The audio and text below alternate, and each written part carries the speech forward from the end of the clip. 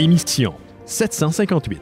Cette semaine, Doctor Strange in the Multiverse of Madness. En direct de Montréal, Québec, Canada. Vous écoutez, oui, les Mystérieux Étonnants.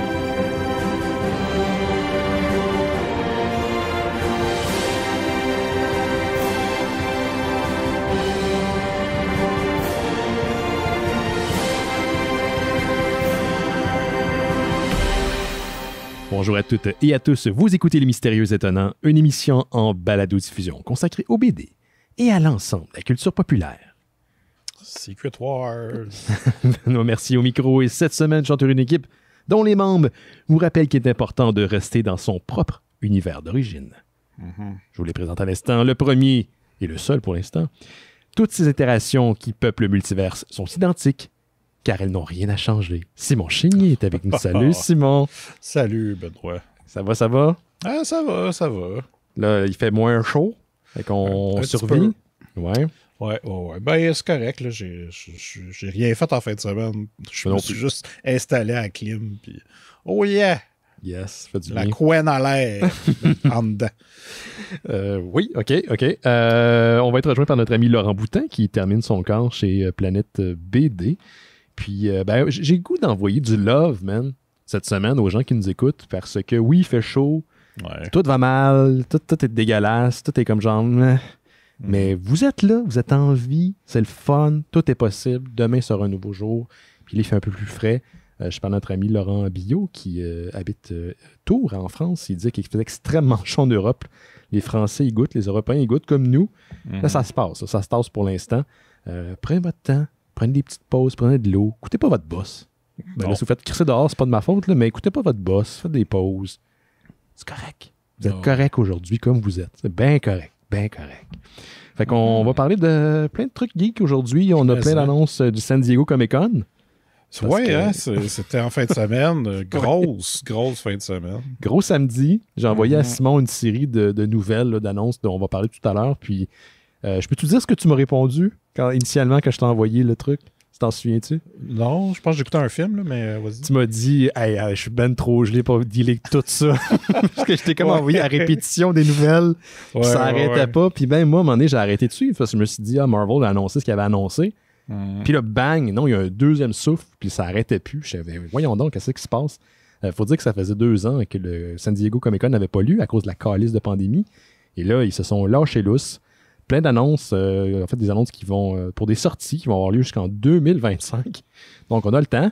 Mais comme Simon disait avant l'émission, on peut se critiquer, hein, mais on peut pas se plaindre parce qu'on a la bouche pleine. C'est ça. Hey, Colin, genre, le nombre d'annonces qui a été faites là, durant le week-end, c'est assez incroyable. C'est ça.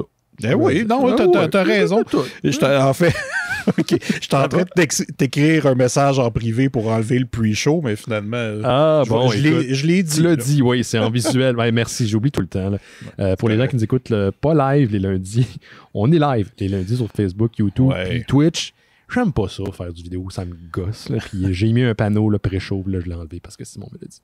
Mais on est disponible sur YouTube si ça vous intéresse. Là, nos archives sont là, puis même sur Facebook. Fait que voilà, vous êtes avertis. Qu'est-ce qu'on fait, Simon, avant d'attendre Laurent? I guess qu'on va parler de nouvelles ou t'as-tu quelque chose à nous livrer? T'as-tu quelque chose à nous dire? C'est sûr que je peux vous parler de sortie Blu-ray. Ben oui. C'est sûr que c'est pas d'actualité tant que ça, mais... c'est une valeur sûre. On commence tranquillement, on se réchauffe. Yes, tranquillement. On va rentrer chez vous, enlevez votre coat. Mettez votre deuxième paire de souliers. C'est ça, enlevez vos pantalons, soyez-vous. Ouais, c'est ça. J'ai quelques sorties Blu-ray de la semaine, mais surtout cette semaine, ça va être pas mal du Vinegar Syndrome parce que leur stock qu'ils ont mis en vente au début du mois, là, commence à sortir. Donc, il est achetable sur le site, mais il y a aussi une table à Fantasia. Festival Fantasia, qui a encore lieu jusqu'au 3-4 août. 4 août, il y a une journée qui a été rachetée. Ouais, d'ailleurs, je suis allé, moi j'ai acheté deux films de Arrow Video. Fait qu'il y a une table là-bas avec des Blu-ray. Ouais. Je me suis retenu. Ouais. Pas trop acheté, mais ouais. J'ai vu un dude du podcast Séance de minuit qui avait au moins pour, je pense, c'est 500$, 700$ d'achat. C'était assez ridicule. Ben, ridicule. C'était incroyable plutôt. Une pile, là, c'est juste le coffret des Shaw Brothers, c'était quelque chose comme 150$. Ouais, il y en avait pour plusieurs centaines de dollars entre les mains. J'espère qu'il a acheté ça après sa projection et pas avant sa projection. Mais le monde, il se lâche loose durant le festival Fantasia. Quand Arrow débarque, là, il y a des petits achats qui se font. Ah, d'ailleurs, parlant d'achat, pour ceux qui suivent la saga de ma PS5... Oui, qu'est-ce qui se passe avec ça? J'ai été remboursé. Bon, c'est réglé. En tout cas, ils m'ont dit qu'ils allaient me rembourser, puis que là, dans une couple de jours, je vais recevoir l'argent sur ma carte de crédit. Fait que... Ça a pris quoi? Un mois et demi? Ouais, mais faut dire que j'ai été veg aussi. Là. J'ai pris mon temps. Là, ben, écoute. Mais des fois, c'est parce que quand ils te demandent des affaires, puis t'es comme, là, encore. Ouais, là, il faut que je fasse l'effort du fait qu'un de vos employés a volé mon achat. C'est ça qu'il faut que je fasse, là? Ouais. Mais c'est réglé. Donc maintenant, je peux m'acheter d'autres Blu-ray. Tu vas faire quoi? Je n'achète pas de PS5 avant un bout. Là. Ouais, je comprends. Je vais attendre à Noël. Au pire, achète-la si tu peux aller la chercher en magasin ou en boutique. Ouais, parce que c'est ça, là, c'est pas juste ton cas à toi. Il y a plein de monde qui se sont fait voler leur PS5, leur Xbox. Je dis pas c'est tous les livreurs, et les livreurs travaillent extrêmement fort, mais il y a des livreurs qui reconnaissent la forme des nouvelles consoles et disent qu'elle a été livrée. Finalement, ben, c'est pas le cas. Et dans le cas de toi, c'était, je crois, FedEx, hein, la personne l'a volé. Là. C'est assez incroyable. Faut peut-être du gosse en crise de penser que tu vas pas te faire pogner aussi. Là. Je sais pas, j'espère que cette personne-là est en moyen de pas se faire... Ben là, je veux pas souhaiter de pas se faire pogner. Elle mange la merde. Qu'elle se fasse pogner, cette personne-là. Elle devrait pas mériter ce job-là. En même temps.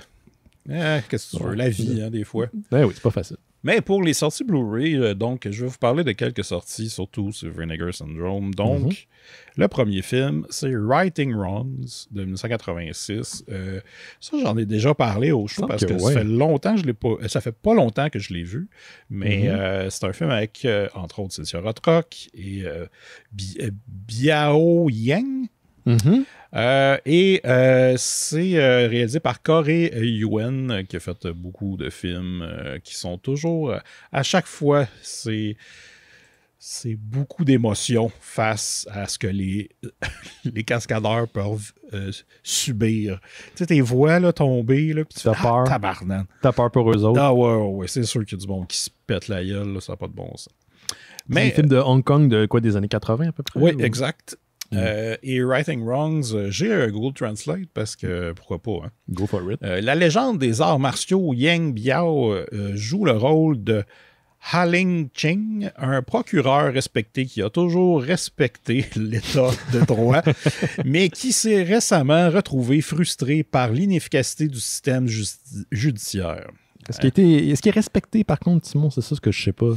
Ben, si tu es respecté 2 fois, peut-être que ça s'annule. Ouais. C'est comme ça que ça fonctionne en maths comme dans la vie. Exact. Donc, il est poussé à bout par le meurtre d'un témoin clé dans un procès avec toute la famille du témoin. Marre de l'incapacité du tribunal à punir les coupables et à protéger les innocents.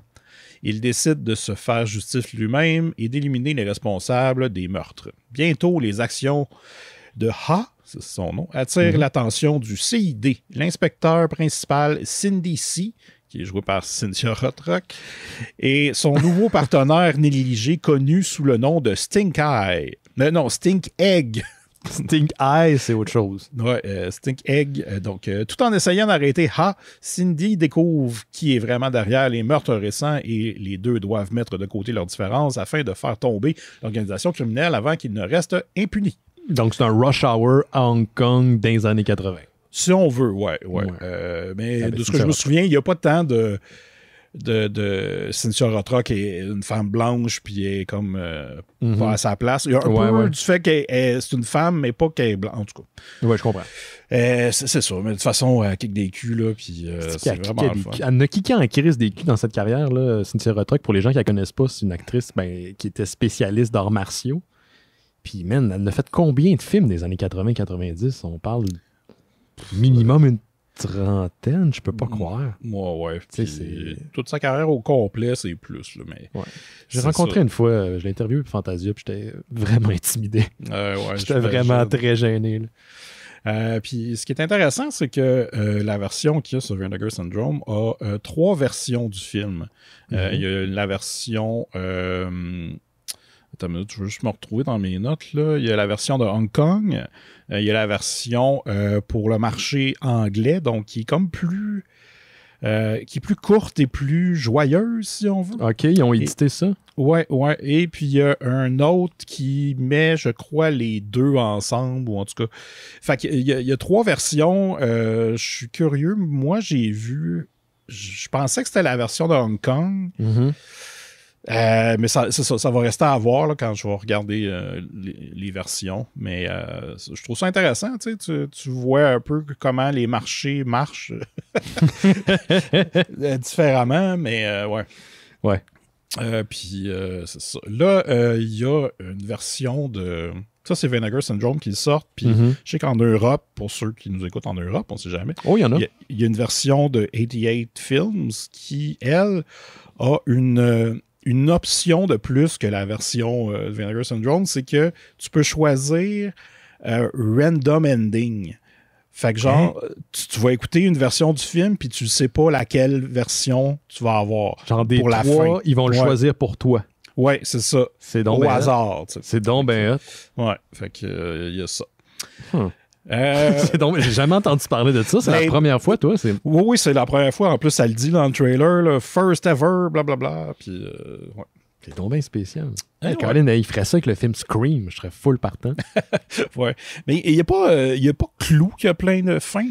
Oui, sauf que toutes les fins sont incluses dans l'édition de la... En tout cas, dans moi, l'édition que j'ai vue à l'époque, c'était en flux en continu. Toutes les versions étaient là.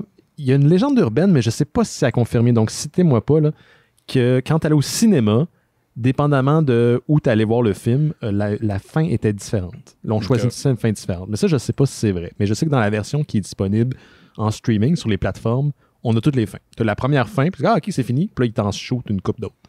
OK. Mais c'est pas random. C'était... c'est ça. Prochain film, c'est Raw Nerve qui sort sous l'étiquette Culture Shock Releasing, mais c'est Vinegar qui distribue. C'est un film de 91 de David A. Pryor, celui qui a réalisé le fameux Deadly Prey. Il n'est pas mort, lui, d'ailleurs. Oui, il est mort il y a 2-3 ans, il me semble. Ouais. Et ça met en vedette Tracy Lords. Donc, ça va rentrer dans mon marathon Tracy Lord. Glenn Ford, Sandal Bergman et Ted Pryor, qui est le frère et qui était la vedette de Deadly Prey, et John Michael Vincent. Donc, voici un Google Translate. C'est le pilote automobile Jimmy Clayton a des visions bouleversantes.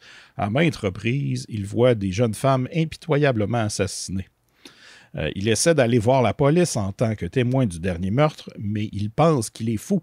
La police pense qu'il est fou. Pense qu'il est fou, oui. Ouais. Un journaliste d'investigation a vent de l'histoire de Jimmy et essaie de l'aider à reconstituer les morceaux imbibés de sang. OK. Mais lorsque la petite sœur de Jimmy apparaît dans l'une de ses visions, le monde de Jimmy s'effondre violemment. Donc, voilà. Un film thriller, horreur un peu. Avec des visions. Avec David A. Pryor. De David A. Pryor. Et troisième sortie, c'est un film qui s'appelle Cyber Vengeance de 1995. OK, je vais lire le Google Translate tout de suite. En 2005, le système pénitentiaire a été complètement privatisé et les cyberprisons sont devenues le nouveau moyen d'héberger les coupables. Des cyberprisons. Laisse-moi deviner, on va téléverser l'esprit des prisonniers dans une machine, puis c'est ça. Check bien ça. Les corps des détenus sont maintenus en animation suspendue, tandis que leurs esprits sont conservés dans une prison de réalité virtuelle. Et voilà.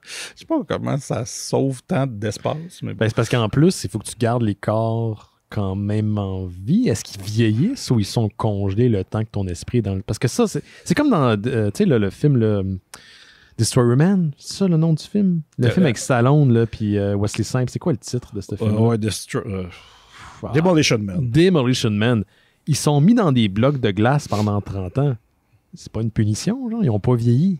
Ouais, c'est comme si t'avais une journée, finalement. OK, t'as perdu ta famille et tes amis, mais...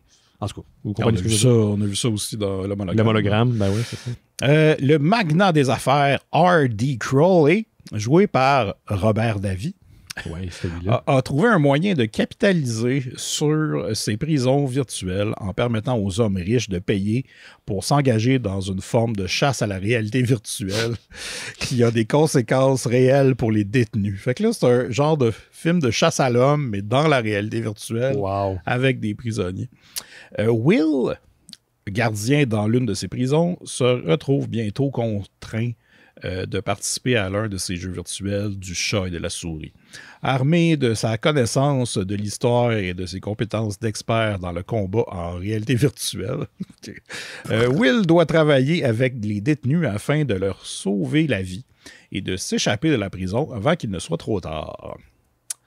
Ouais, ça fait que ça met en vedette, entre autres, Robert Davi et Mathias Hues. Un nom connu. Ouais.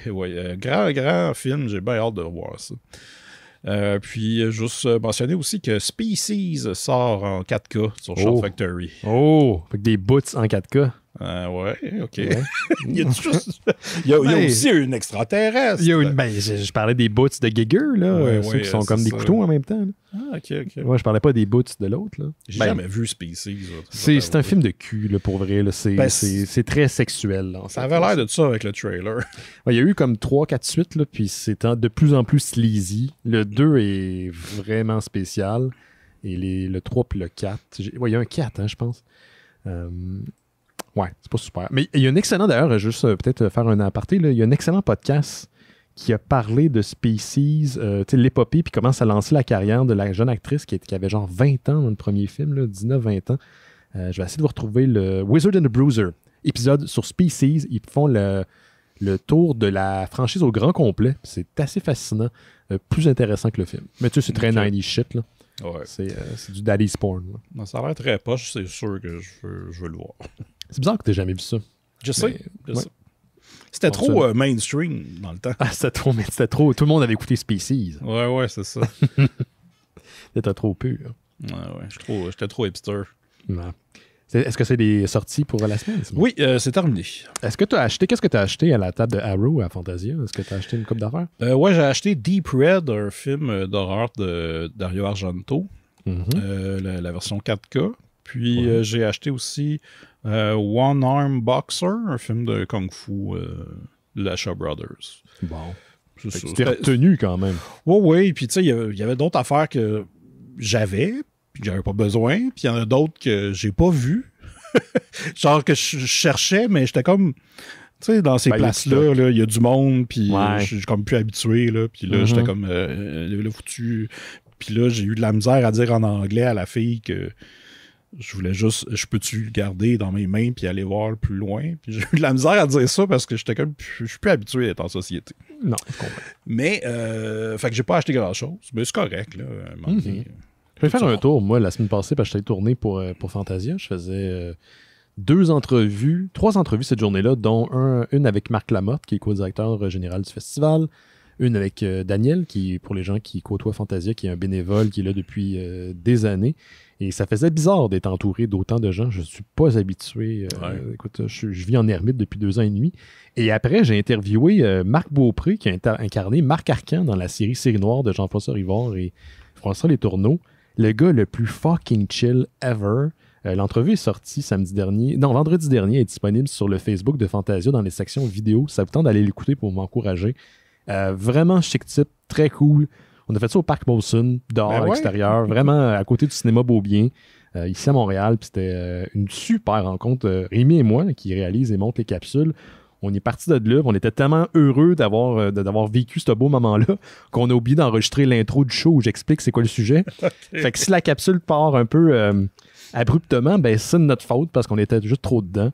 Mais c'est disponible. Puis d'ailleurs, j'en profite pour vous dire que le reste de mes capsules avec notre ami Julien Bernatchez sont presque toutes sorties. La 4 sur 6 sont maintenant disponibles. Encore une fois, dans la section vidéo pour Fantasia. Et puis c'est pas mal cool. J'ai des bons commentaires. Fait que merci à ceux qui prennent le temps d'aller jeter un coup d'œil à nos capsules. C'est vraiment le fun. Ça a été très plaisant de faire ça avec Julien et Rémi qui a réalisé ça et qui montre ça d'une main de maître. Là. C'est vraiment Vraiment bravo, bel job à Rémi.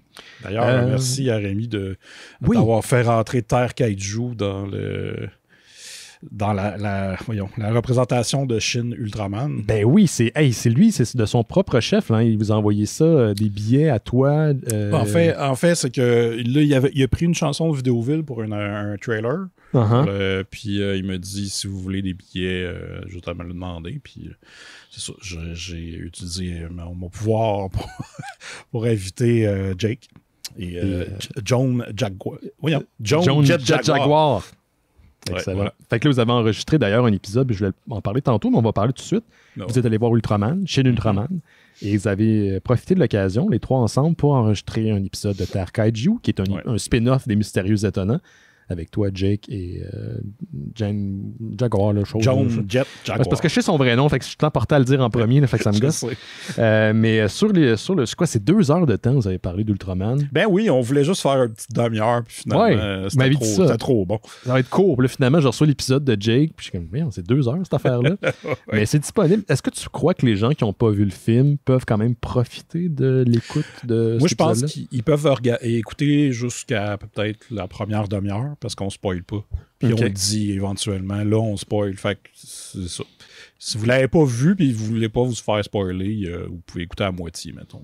Génial. Bon, ben écoutez, c'est sur le site des Mystérieux Étonnants, mystérieuxétonnants.com, puis c'est sur toutes les plateformes de balado, donc Terre Kaiju. Un podcast, c'est grosse bébite qui se tapoche, trois choses. Bon, ben, c'est toujours Fantasia. On va passer à mon premier bloc de nouvelles, parce que, comme on vous l'a dit en début d'émission, c'était le San Diego Comic-Con qui a eu lieu à San Diego. Ça faisait 2 ans que l'événement n'avait pas lieu à cause de la crise de pandémie dans laquelle nous sommes encore. Et cette année, ils ont décidé de le faire, mais les gens devaient être masqués, ce qui est une excellente idée, tant qu'à moi. Et il y a plein d'annonces qui sont sorties de l'univers de la pop. Et non, je ne vais pas parler de Marvel Studios en premier, je vais vous parler de ce qui a été sorti du côté de Star Trek. Il y a eu quand même une couple d'affaires, dont un genre de teaser de la prochaine saison de Picard qui va ramener la distribution complète de Next Gen. Ça, c'était très cool à voir avec des posters pour combiner le tout. Mais la grosse nouvelle qui a été une espèce de what the fuck pour moi et pour les autres Trekkies, mais qui m'intrigue beaucoup, c'est concernant la 2e saison de Star Trek Strange New World, que je dois vous dire, j'adore. Je ne suis pas un fan de Discovery, j'ai essayé Picard, pour moi ça ne marche pas. Mais Strange New World, Christy que c'est bon. C'est du beau Star Trek, avec le cœur de Star Trek, mais c'est mis à jour en même temps. La 2e saison n'a pas de date de sortie, mais il y a un épisode qui a été confirmé, qui va être réalisé par Jonathan Frakes. Et si vous connaissez Star Trek, vous reconnaissez son nom, parce que le gars a incarné Riker dans Next Generation. Il réalise des épisodes de Star Trek depuis longtemps. Il a réalisé des films de Star Trek. Il là va réaliser un épisode de Star Trek Strange New World, qui est un crossover avec la série Star Trek Lower Decks. Et là, si vous suivez les 2 séries, vous vous dites, ben, what the fuck? Parce que Lower Decks, c'est une série humoristique en dessin animé. Ah, c'est ça. Et ils vont faire un crossover. Jack Quaid et Tani Newsome, qui sont les 2 acteurs principaux de la série de Lower Decks, Julie Hansen, Boromir et Mariner, sont de retour. Ils vont pas jouer des versions live actors de leurs personnages. Ils vont jouer leur voix. Ils vont interpréter leur voix. Et donc, l'épisode sera un mélange de live action, donc des vrais personnages, et du dessin animé. J'ai aucune idée comment ils vont faire ça. What? Je sais pas si ça va durer, parce que c'est aussi 2 tons complètement différents. Strange World, c'est la science-fiction, le hardcore. Ben, hardcore. Disons plus classique de Star Trek. Lower Decks, c'est l'humoristique. Là. Ça n'a pas rapport. Là. C'est du Rick and Morty dans l'espace. Donc, ça sent bien. Il n'y a pas de date de sortie, malheureusement, pour l'épisode pour l'instant. Mais je suis très intrigué. Et si vous voulez jeter un coup d'œil, la 3e saison de Lower Decks va sortir le 25 août sur Paramount Plus, qui est le service de streaming de Paramount, qui est, disons, aussi disponible au Canada. Mais si vous êtes abonné à Crave, il est également disponible sur Crave. Donc, ça s'en vient le 25 août. J'ai aucune idée comment faire ça. Je ne sais pas s'ils vont mélanger les vrais acteurs avec les dessins animés un peu à la Roger Rabbit ou ils vont diviser ça. J'ai aucune idée, mais je suis très curieux. Il y a déjà eu des crossovers de Star Trek dans le passé entre les séries, mais ça, c'est une première. J'ai aucune idée de ce que ça va avoir là, mais je suis très, très, très intrigué. Je comprends. Ouais, ça va être cool. Je pense que ça va être pas mal cool. Ah, d'ailleurs, prochaine saison de Lower Decks, dans le teaser qui est sorti au San Diego Comic-Con, on a vu la fameuse station de Deep Space Nine de la série du même nom. Et ça, là, ça me fait plaisir parce que je suis un grand fan de Deep Space Nine. Okay. Le mouton noir de Star Trek, mais peut-être le meilleur Trek jamais sorti à la télévision. Yes, vous l'avez entendu. C'est ça, Hot takes. Hot takes, man. Qu'est-ce que. Ben, OK, moi, je vais y aller aussi dans des nouvelles du Comic-Con. Vas-y donc. Je sais que. Il y a eu une conférence à propos de ce qui s'en vient pour Marvel, mais je parle pas du studio, mais je parle aussi des comics. Il y a une des annonces qui a été faite, c'est un crossover qui va s'appeler Dark Web. On savait que ça s'en venait, mais là, c'est comme officiel. C'est écrit par Zeb Wells, qui présentement écrit Amazing Spider-Man. Que tu as commencé à lire, hein? Oui. Puis... ça va être un crossover entre les X-Men et Spider-Man parce que c'est un peu ce qui avait été teasé dans un numéro du Free Comic Book Day où il y a Shazam, qui est le nouvel alias de Ben Reilly. Le clone de Peter Parker. Exact. Et la Goblin Queen, Madeleine Pryor, qui est la clone de Jean Grey. Why not? Puis ces deux-là qui se disent « Hey, on a pas mal d'affaires en commun. » On est tous les deux des numéros clones. finissaient de même. Puis là, c'est ça. Il va avoir dans le crossover, il va aussi avoir Venom, puis il va avoir d'autres personnages là, que j'ai pas pris en note. Il y a comme le Golden Goblin aussi qui s'en vient, qui est un nouveau personnage que j'ai vu annoncer. J'ai aucune idée c'est quoi son personnage. En fait, je suis inscrit au trade de Spider-Man. J'ai le premier, mais je ne l'ai pas lu encore de la run de Wells. Comment tu dis ça son nom? Là? Wells. Mais je pense, tu sais, le dernier numéro, il vient de sortir, fait que je sais pas s'il est sorti encore. Bon. Mais, ils sortent assez vite les trades de Spider-Man, par contre. Okay. Ils font pas de sortie en hardcover avant. Ils sortent directement soft, puis ça prend pas de temps. Ils font des trades de genre... Je pense pas que c'est 6 numéros, là. C'est genre 4. Non, je pense que c'est 4. Je pense que la première histoire était 4 numéros. OK. Bon, ben ça doit être sorti bientôt si c'est pas sorti. Fait que, y a ça qui s'en vient et aussi un retour, quel timing, de Chris Claremont qui va écrire une mini-série qui est une suite à une série qu'il a fait dans les années 2000, en 2001 en fait, en même temps que Grant Morrison faisait New X-Men. Lui, il a fait Extreme X-Men. Oui, je me souviens. Et là, c'est ça. Là, il revient. Ça va être 5 numéros avec le team de Extreme X-Men. Ça va se passer tout de suite après. Il revient aussi avec le dessinateur de l'époque, qui est Salvador Larroca. Très bon dessinateur. Puis le line-up, c'est Bishop, Sage, Gambit, Rogue, Rachel Summers, Storm et Wolverine. Et ils vont... Donc, ça se passe à la période où les comics sont sortis de l'origine. Donc, ça devrait se passer comme en 2001, 2002, peut-être. Puis, ça va parler du... le Hogun, qui était l'espèce de sensei de Wolverine qui a aussi possédé Kitty Pryde dans une mini-série Wolverine et Kitty Pryde. Et là, je pense qu'il faut qu'ils se battent pour protéger Kitty Pryde encore contre Hogun. Fait que il y a ça qui s'en vient. Puis parce qu'en plus, Chris Claremont fait aussi une mini-série sur Gambit présentement, ou en tout cas qui s'en vient. Je pense que ça sort cette semaine. Est-ce que tu sais si elle se déroule à notre époque ou elle se déroule à l'époque des années 80-90 où il écrivait beaucoup? Elle semble se passer à l'époque des années 90, peut-être avant que Gambit se joigne aux X-Men ou peut-être pendant. Je n'ai pas trop checké, là, mais c'est parce que aussi, il faut dire que présentement, dans Knights of X, il y a Gambit est décédé. Puis Gambit, dans cette BD-là, quand tu meurs dans Otherworld, parce que ça se passe là, qui est l'espèce de royaume que tu peux utiliser pour aller dans d'autres dimensions, mais que toutes les contes, tous les trucs mystiques qui sont là, c'est-à-dire mettons, il peut y avoir autant des elfes que des genre Alice au Pays des Merveilles, Narnia, ça déroule dans existe dans cet univers-là? Ben, pas spécifiquement ça, mais ce genre fantastique. Puis récemment, c'est ça, il y avait une guerre contre... c'était le groupe qui était c'est comme la suite d'Excalibur. Et ce groupe-là se battait contre le roi Arthur et Merlin. Mais c'est ça. Et c'est que si tu meurs dans Underworld, tu peux pas te faire ressusciter sur Krakoa.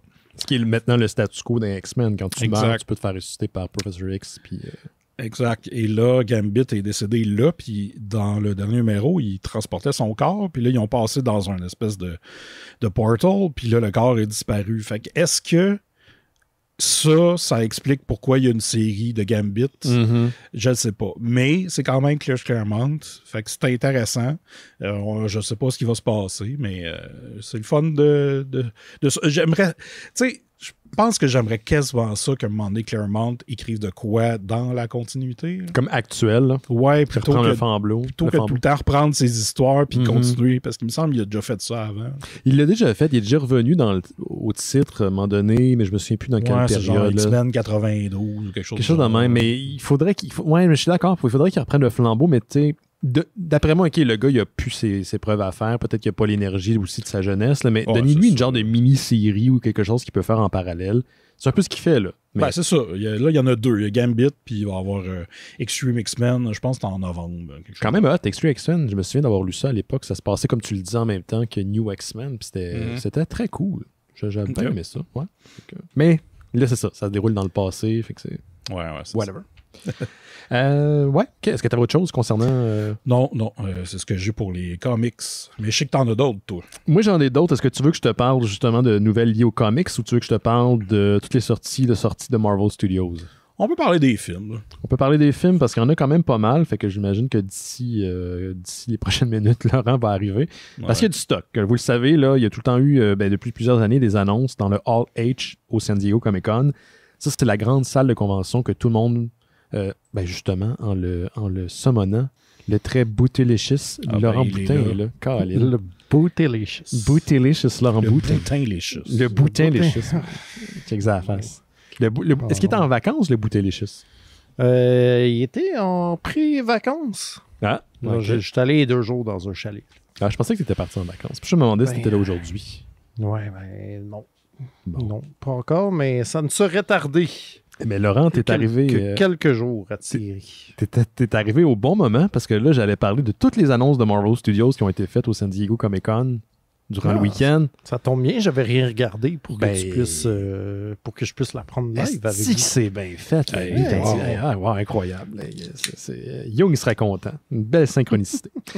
Donc, le Hall H, là où est-ce qu'il y a les grandes annonces, et encore une fois, depuis 2 ans, il n'y avait pas eu de conférence de Marvel Studios, à proprement parler. Et là, on a eu plein d'annonces. Donc, je vais passer au travail. Il y a bien du stock. Soyez attentifs. Excusez-moi si je me trompe parce que je suis allé dans les grandes lignes. Là, je suis pas allé dans le détail. Pour commencer, on sait que la phase 4 de Marvel Studios, dans laquelle nous sommes en ce moment, va se conclure avec une série sur Disney+ et un nouveau film. La série, c'est She-Hulk, qui va être disponible à la fin de l'été, le 17 août, donc c'est dans quand même pas si longtemps.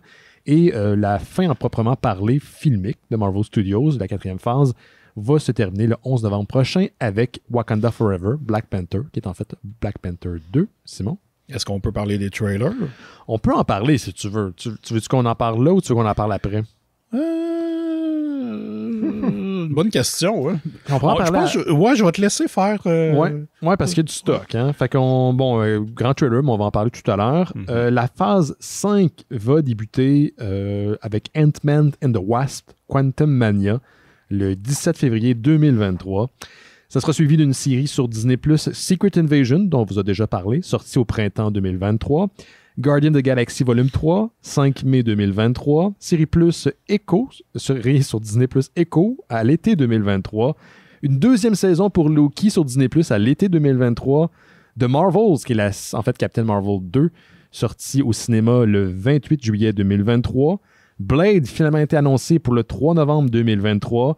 La série de Disney+, Ironheart, sortira à l'automne 2023. La série sur Disney+, Agatha, The Covenant of Chaos, va sortir à l'hiver 2023-2024. Et ça, c'est la grosse affaire. La série de Disney+, Daredevil Born Again, qui va marquer le retour de Vincent D'Onofrio et Charlie Cox, va être disponible sur Disney+, à partir du printemps 2024. On parle d'une saison de 18 épisodes. Donc, vous allez en avoir pour votre cash. Captain America New World Order, sorti en salle le 3 mai 2024. Et finalement, la quatrième phase de Marvel Studios va se conclure avec... cinquième phase, pardon, va se conclure avec The Thunderbolts, sorti en salle le 28 juillet 2024. Une équipe de super criminels qui se réunit, là, puis qui ils font le bien. C'est comme un peu le Suicide Squad, si vous voulez, du Marvel U. Et là, c'est là où j'ai tout envoyé ça à Simon, qui, CBD trempé, était comme « Oh shit, man, il y a bien du stock. » Ouais. On a pris une petite pause, et là, je me suis rendu compte que hey, finalement, c'était pas fini. Il y a eu une série d'annonces qui ont été faites par la suite. Encore là. Ben oui, attends. Oui, je sais. Moi, c'est juste à les dire, j'ai un peu mal à la gorge. On a eu des annonces concernant la phase 6. On n'est pas rentré dans les détails. On sait qu'elle va débuter avec, confirmé, The Fantastic Four pour le 8 novembre 2024. Et là, il y avait plein de projets là, qui sont non nommés, mais avec des dates des périodes de sortie qui étaient affichées sur le graphique là, dans le RLH. Donc, 2 films en 2024, un film à l'hiver 2024. Attends, je reviens. 2 films à l'automne 2024, un film à l'hiver 2024, un film à l'hiver 2025, un film au printemps 2025, un autre film au printemps 2025, 2 films à l'été 2025. Après, on fait un saut. Et là, on a 2 grosses sorties, ce qui a fait vraiment capoter les gens, dont moi, je dois dire que je suis un fan de Marvel Studios, complètement assumé, et ça m'a fait très plaisir de revoir ces mots. Avengers, The Kang Destiny, 2 mai 2025, et Avengers Secret Wars, 7 novembre 2025. Donc, les Avengers sont de retour, les Avengers ne sont pas morts. Ce qui marquera la fin de la phase 6, et ce qui appelle aujourd'hui le Multiverse Saga. On sait que les phases 1 à 3, c'était l'Infinity Saga. Là, c'est le Multiverse Saga qui va se conclure. Voilà. C'est toutes les annonces que j'avais pour l'instant. Je ne suis pas rentré dans les détails. Là, je vous le dis, je n'ai pas regardé qui était dedans, qui réalisait. Là, il y a ben trop de stock. On serait là pendant encore 3 heures. Ben, ils n'ont pas dit grand-chose là-dessus parce que je pense qu'ils s'en gardent pas mal pour le D23. C'est ça que tu me disais. Qu'est-ce que tu veux dire par là? C'est un congrès, hein, c'est ça? Ben, il y a un autre congrès de Disney, puis d'habitude, là, il y a aussi des annonces pour Marvel. Star Wars aussi. C'est là qu'il avait annoncé, entre autres, c'était que Chadwick Boseman allait jouer au Black Panther, puis il y a plein d'autres affaires. Fait que j'ai comme l'impression qu'ils s'en gardent parce que, tu sais, moi, il y a quelque chose que je remarque dans cette liste-là. Il n'y a aucun mutant, aucun X-Men. Fait que moi, je pense que ça, ils se le gardent pour plus tard. Oui. Ça risque d'être inclus dans la phase 6 où on a plein de dates. C'est loin, la phase 6. Je veux des X-Men tout de suite. Je sais, man, ça me fait chier, moi aussi, qu'il n'y a pas des X-Men avant genre 3 ans. Mais juste, hey, je peux-tu dire une affaire, là? Je m'excuse, là, c'est mes angoisses de vieux monsieur, là, mais je me suis projeté 3 ans dans le futur, j'étais comme, oh, calice. Ben, j'espère qu'il est encore en vie pour moi aussi. voir ça. Je peux pas mourir avant ça, là. Oh, les gars, là, 3 ans, c'est demain, là. Ben, oui, mais rappelle-moi ça, là. On a le temps de mourir plusieurs fois. Oui, mais pense au nombre de fois, là. Pense à tout ce que tu penses que ça fait genre 3 mois, mais en fait, ça fait 3 ou 5 ans, là. Je veux dire, ça va vite, là, le temps. C'est terrible, c'est ce que tu viens de me dire, Laurent. Ouais, ça va vite, mais ça va de plus en plus mal aussi. Fait que, ça, c'est vrai ce que tu dis. Ça, c'est vrai. C'est une course contre la montre. Exact. Moi, je veux voir la fin du MCU et la fin du monde. Puis les deux sont fort possibles que j'y assiste. Donc, il y en a une qui est plus probable que l'autre. Ouais. Oui. On vous dira pas laquelle. Envoyez votre... T'es dans le cinéma, là. Puis là, t'attends la post-credit scene à Secret Wars, puis là, ça explose. Quel coït interrompu. Non, laissez-moi 2 minutes, 5 minutes selon générique. J'ai toujours l'image de Bart Simpson quand il utilise la machine pour brasser la peinture, mais qui prend la bière d'Homer. Ouais. Là, il fait comme poisson d'or, puis là, ça explose. Ouais. C'est peut-être ça qui va arriver. En tout cas. Ben, écoute, si c'est juste une maison qui explose, c'est pas si ça serait déjà ça. Avec ma luck, ça serait la mienne. J'ai vu un article passer là, qu'avec le temps, il y a plus de probabilité qu'on mange un morceau de satellite sur la tête parce qu'il y a un dépotoir au-dessus de nous autres. Donc, dans les 5 prochaines années, les probabilités augmentent. J'étais comme, une autre affaire. C'est le fun, ça. Un truc que je voulais souligner, par contre, il n'y a pas de... Les gens ont remarqué qu'il n'y avait pas d'annonce. Je ne sais pas pourquoi. Concernant la série Disney+, Armor Wars, qui est supposé mettre en vedette Don Cheadle, War Machine dans l'univers du MCU.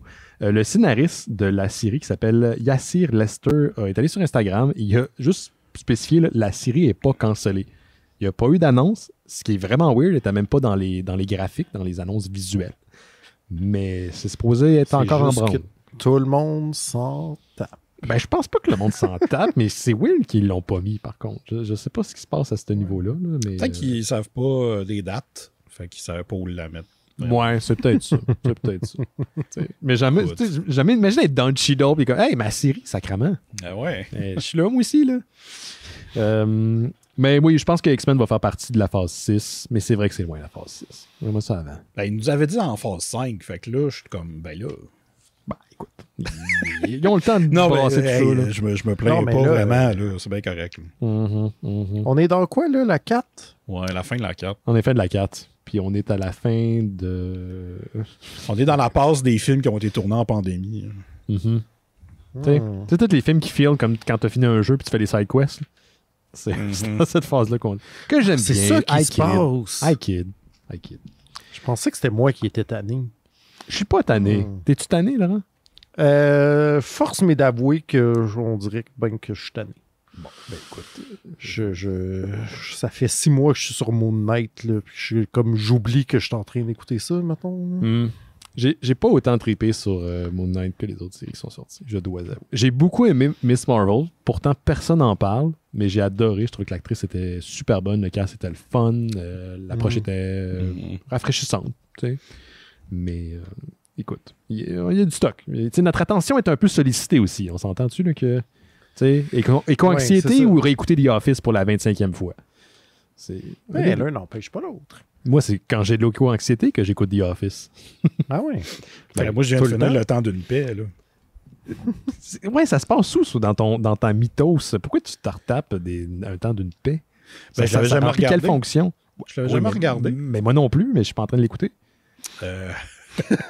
Tu veux comprendre pourquoi j'écoute le temps d'une paix? Ouais. Parce que je suis plus surpris que tu l'aies jamais regardé que tu le regardes. Là. Ouais, ça, je comprends ce sentiment. En fait, c'est parce que j'ai écouté Cormoran, puis c'est le même auteur. Fait que puis ça se passe avant. C'est pas le verse vraiment. OK, c'est ça, y a-tu un univers ou Non, mais c'est un peu les mêmes acteurs, c'est ça qui est le fun. Puis c'est ça, on m'a dit que c'était super bon, puis là, moi ça, j'avais déjà essayé, j'avais écouté un épisode ou deux là, au début, puis j'étais comme pas sûr, puis finalement j'ai full embarqué, puis c'est tellement bon. Puis c'est même pas sarcastique, genre oui, il y a des moments qui ont pas de bon sens là, mais c'est comme le fun, puis fait que ouais, c'est peut-être pour ça, puis je l'écoute ouais, c'est ça, je l'écoutais surtout en travaillant dans la maison, je fais mes petites affaires, puis ça joue dans le coin, puis j'écoute ça. Puis à un moment donné, ben ça devient comme t'es tellement attaché que finalement tu veux continuer à l'écouter même si tu fais rien d'autre. Fait que c'est ça. J'ai fini ça. J'aime bien, comme Slow TV, j'écoute un gars qui a adopté un homard du supermarché. Il s'appelle Leon the Lobster. Oh, okay. Puis c'est lui qui documente comment il a récupéré Leon, puis il a créé un aquarium, puis après le champ d'aquarium. Puis à un moment donné, Leon, il perd sa peau parce que tu sais, il est en train de muer. Puis là, il s'en fait pousser une nouvelle, puis c'est le processus, puis c'est tellement relaxant. Genre. Puis il se passe rien, là. C'est un homard, là. Il reste dans le teint, puis il mange. Mais c'est que c'est le fun. Ça shed un homard? Ouais, ça shed. Ouais. J'ai appris ça en même temps. Ça se débarrasse de sa carapace, puis ça s'en crée une autre. Puis ce qui est le fun, c'est que quand il l'achète, Leon a des marques à cause des élastiques sur ses pattes, sur ses pinces. Mais là, quand il change, là, il n'y a plus de marque. Il n'y a plus de marque. C'est débile. C'est débile. Mais ça a l'air pire, son homard, parce qu'il nourrit avec des crevettes avec une petite pince qui trempe dans l'aquarium, puis il est tout le temps... Leon est tout le temps en tabarnak contre la pince. Tu sais, genre, il n'y a pas moyen d'apprivoiser un homard, d'après moi. Là, ça va tout le temps de détruire tout. Là. Mais là, attends, c'est de la fiction ou c'est documentaire? C'est documentaire. C'est un gars qui a acheté un homard, puis il documente ça. Allez voir ça, Leon des Lobsters. Parce que là, je veux pas trop... C'est fascinant. Ben écoute, c'est parce qu'à chaque fois que je propose de la slow TV ou un compte Instagram comme ça, l'animal meurt. Fait que, tu sais, je suis comme porté à garder ça pour moi. La dernière fois que j'ai fait ça, j'ai dit à Laurent, écoute, le petit singe, là, comment il s'appelle déjà? J'ai oublié son nom. Ah, c'est tu m'as envoyé le lien, puis 12 heures plus tard, c'était genre, désolé, le singe, il est mort, il y a eu un accident. Puis là, je suis comme, ben là, ouais. j'ai d'arriver. Je sais. Puis, George the Monkey. Mais George, il a pas fait long feu. Paix à son âme. Fait que c'est ça ce que j'avais pour Marvel. Vas-y donc, Laurent, toi qui viens d'arriver. J'ai aussi une petite nouvelle de film qui vient du Comic-Con, mais pas de Marvel. C'est des nouvelles du film sur The Goon. Ça fait longtemps qu'on a entendu parler de ça. Ça fait longtemps. Écoute, j'ai checké. Il y avait un Kickstarter en 2008 pour financer un long métrage de The Goon. Puis ça s'est toujours pas fait. même pas d'un mystérieux. Ouais, tu commençais peut-être. Ça se peut, oui. Et Colin. Fait que, ouais, en tout cas, c'est un truc que j'ai suivi, pas avec attention, mais à chaque fois qu'il y a des nouvelles, je suis comme, c'est-tu vrai cette fois-là? C'est cool. Il y avait déjà eu un démo, là, de genre. Ouais, un teaser.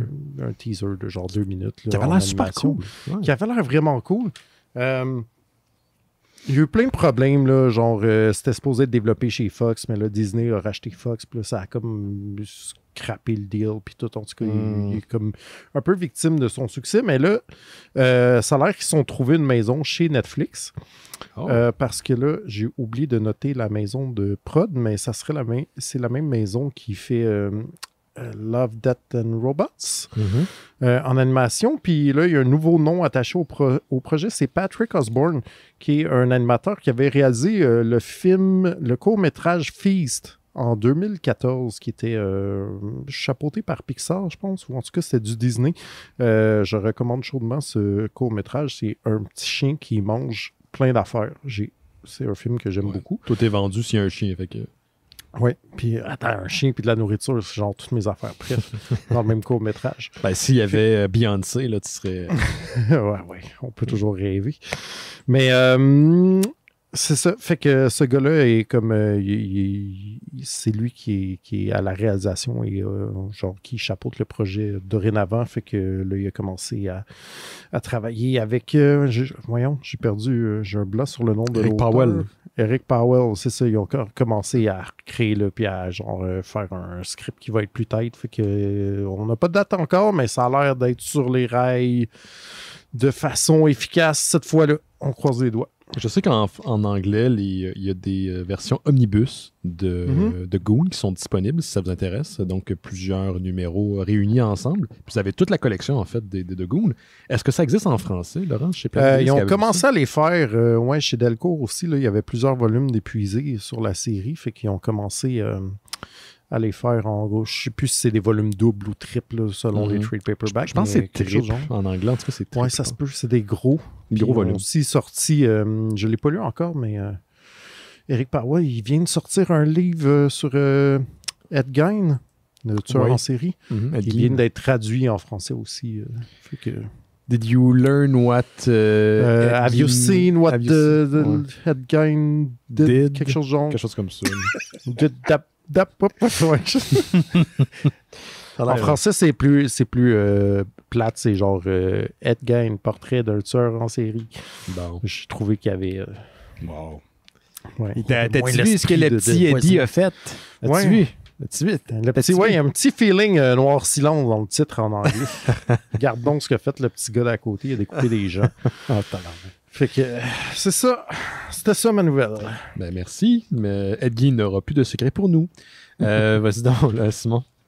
Oui, qu'est-ce que je pourrais... Je peux vous parler des X-Men que j'ai lus. X-Men. Yes. Ouais, là, j'ai été rendu à The Fall of Mutants, qui est un event. En fait, je ne savais pas ce que c'était.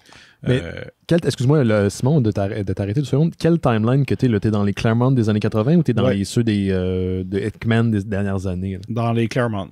OK, parfait. C'est ça. C'était un event qui était sur 3 titres, c'est-à-dire sur Uncanny X-Men, The New Mutants et X-Factor. Sauf que chacun... Sous la bannière de Fall of the Mutants, il arrive quelque chose, mais les 3 sont pas reliés. Fait que c'était 3 histoires, en fait. Puis, ce qui est... faut noter aussi que New Mutants, là, est écrit par Louise Simonson, qui écrit aussi X-Factor. Fait qu'elle a écrit plus, puis sauf que Claremont qui a fait l'histoire de Uncanny. Ce qui arrive, je vais commencer par New Mutants. Dans cette série-là, il découvre un nouveau mutant qu'il surnomme Bird Brain, parce que c'est un oiseau. C'est plus un oiseau qu'un humain, mais c'est un mutant aussi. Fait que c'est comme un gros oiseau qui a la forme un peu humaine, mais il est très, très grand et très mince. Il est-tu jaune et avec des grandes pattes oranges? Non. Il habite la rue Sésame? Non plus. Il n'est pas capable de parler non plus. Comme, Ce serait malade comme que Big Bird t'en fait un mutant. Wow. C'est l'univers de Marvel. C'est génial. Puis c'est ça, il se retrouve à l'adopter dans la mansion de Xavier. Et là, il y a Doug ou Cypher, celui qui est capable de comprendre les langages. Ouais, Doug, c'est pas le personnage des années 90 qui avait une série qui Non, était pas animée avec Doug, ouais, c'est ça. Il est en amour avec une patty mayonnaise. Là, puis Ouais. c'est plate. Puis là, c'est ça, lui est capable de comprendre un peu son langage, puis à un moment donné, il comprend que Bird Brain a très faim et il faut qu'il aille manger. Puis là, il mange plein d'affaires non-stop, puis ils ont de la misère à le contrôler. Puis à un moment donné, il dit, là, il faut que j'amène de la bouffe à mes amis. Puis là, il décide de le suivre, puis il s'en va sur une île qui est contrôlée par un gars qui s'appelle Animator. Et lui, ce qu'il fait, c'est qu'il transforme des animaux en humains un peu, mais c'est jamais vraiment... c'est jamais très réussi. Il appelle ça des Animates. Et là, c'est ça, ils se battent pour essayer de libérer ces créatures-là. Malheureusement, pour aller dans le thème de The Fall of Mutants, il y a Cypher qui se fait tirer et il meurt. Donc, je suis pas super triste parce qu'il est dans le... Il revient, là. Il va revenir, inquiétez-vous pas. Mais c'est ça. Fait que ça, c'était dans The New Mutants, qui était quand même correct, mais c'était pas incroyable.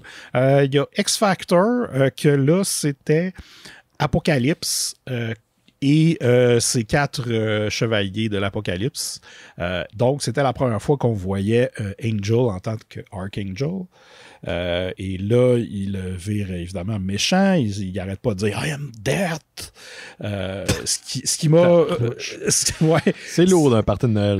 Ah, mais ça. Mais ce qui m'a surpris, c'est que dans ma tête, il allait rester comme I am death pendant vraiment longtemps. Puis finalement, comme à la fin de l'histoire, ben, il est comme ah ouais, finalement, je me suis fait manipuler par Apocalypse. Fait que je suis pas super méchant, finalement. En même temps, quand tu te fais convaincre par un gars qui s'appelle Apocalypse, t'es peut-être un peu naïf. Ouais, mais il est brainwash pas, là. Il n'y a pas de quoi Oui. manipulation. Ouais, c'est ça. Il les manipule, puis il leur donne des espèces de pouvoirs. Tu sais, t'as la famine, qui évidemment fait maigrir le monde. T'as en tout cas. Les autres. Checkez votre Bible. C'est ça. Checkez votre Bible. Mais... ton mandat d'assurance s'appelle Pestilence. Là. Je pense que je veux chercher un nouvel agent. Mais là, c'est ça, c'est les X-Factor qui se battent contre Apocalypse et ses chevaliers. Et il y a une espèce de... Apocalypse, il y a un vaisseau énorme qui est par-dessus Manhattan, mais qui est invisible. Puis à un moment donné, il devient visible. Puis là, à un moment donné, il tombe. Puis là, il s'en va s'écraser sur Manhattan. Puis là, ils réussissent, évidemment, à le tasser. Puis il y a aussi tout l'effet que la population se rend compte comme ah, OK, les mutants sont là pour nous aider, finalement. Parce que là, ils passent aux nouvelles. Puis ils disent blablabla, moi, je suis tanné là, de me faire passer pour un méchant. Là. Je suis un gentil, je suis Iceman. Allô? Puis là, il sauve le monde. Donc, je résume ça très mal, mais ça donne une idée. Mais tu sais, c'est intéressant. Puis j'ai hâte de voir où que ça s'en va pour le reste. Là, parce que là, le fait qu'avant, ils se faisaient passer pour des chasseurs de mutants pour pouvoir en trouver, pour pouvoir les entraîner, ben là, ça paraissait mal, puis là, il se sentait mal d'être là-dedans. Puis tout ça était une manipulation d'un certain Cameron Hodge, qui va devenir un méchant très body horror, éventuellement, de ce que j'ai cru comprendre. Donc, j'ai hâte de voir, mais c'est un far-right qui veut juste se débarrasser de tous les mutants de l'humanité. OK. C'est ça. Fait que ça, je suis curieux. Et la meilleure histoire était dans Uncanny X-Men, où les X-Men s'en vont à Dallas pour retrouver Storm. Parce que Storm, vu qu'elle a plus ses pouvoirs à cause du gun que Forge avait utilisé contre elle, là, elle se dit, ben, je vais aller voir Forge pour essayer de voir si je suis capable de revoir mes pouvoirs.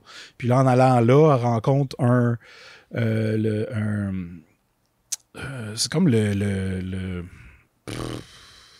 comment je pourrais dire ça? Le chaman, genre, de Forge, qui dit moi, je vais t'aider à le trouver, mais finalement, ce gars-là, c'est pas le vrai chaman, c'est un méchant qui s'appelle The Adversary, qui évidemment veut tuer tout le monde et dans toutes les dimensions possibles.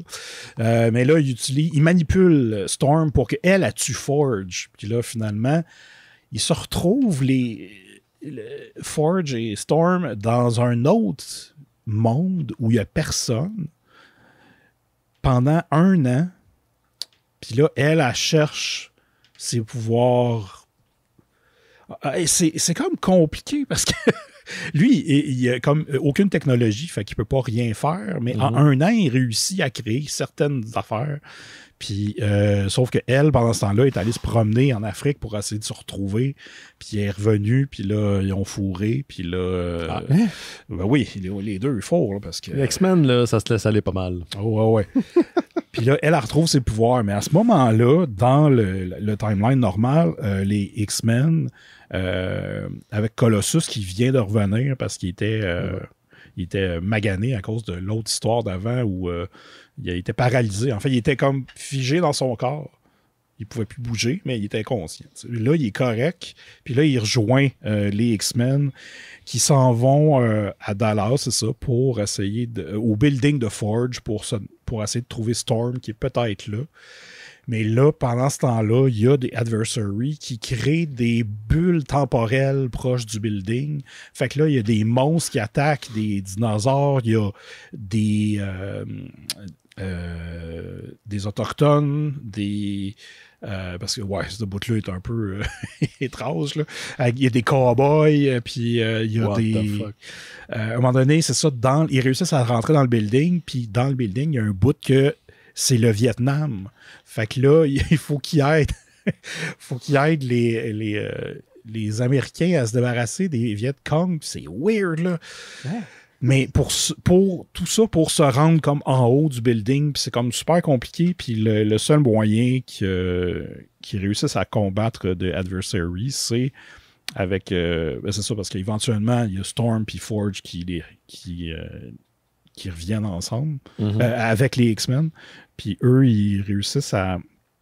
En fait, c'est Forge qui fait une espèce d'incantation parce que en plus de son pouvoir de mutant, il fait de la magie aussi. Puis là, il y a un spell qui fait que le Adversary va disparaître si toute l'âme des X-Men le pousse dans un genre de portal. Fait que là, tous les X-Men se sacrifient pour se débarrasser de lui, mais avant ça, eux autres aussi, ils font un message à la caméra. Parce qu'il y a un reporter qui est rentré dans le building puis qui suit.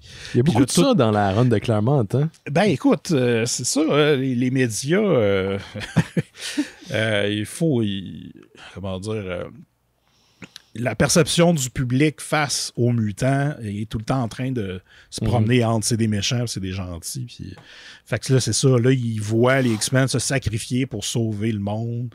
Fait que là... Ça marche, c'est juste qu'à la fin, il y a un autre personnage, Roma, qu'elle s'appelle, qui est là, puis qui ramène les X-Men, puis qui dit là, vous avez un choix.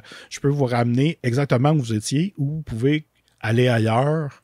Puis là, finalement, ça finit qu'ils s'en vont en Australie. Parce que... Je sais pas.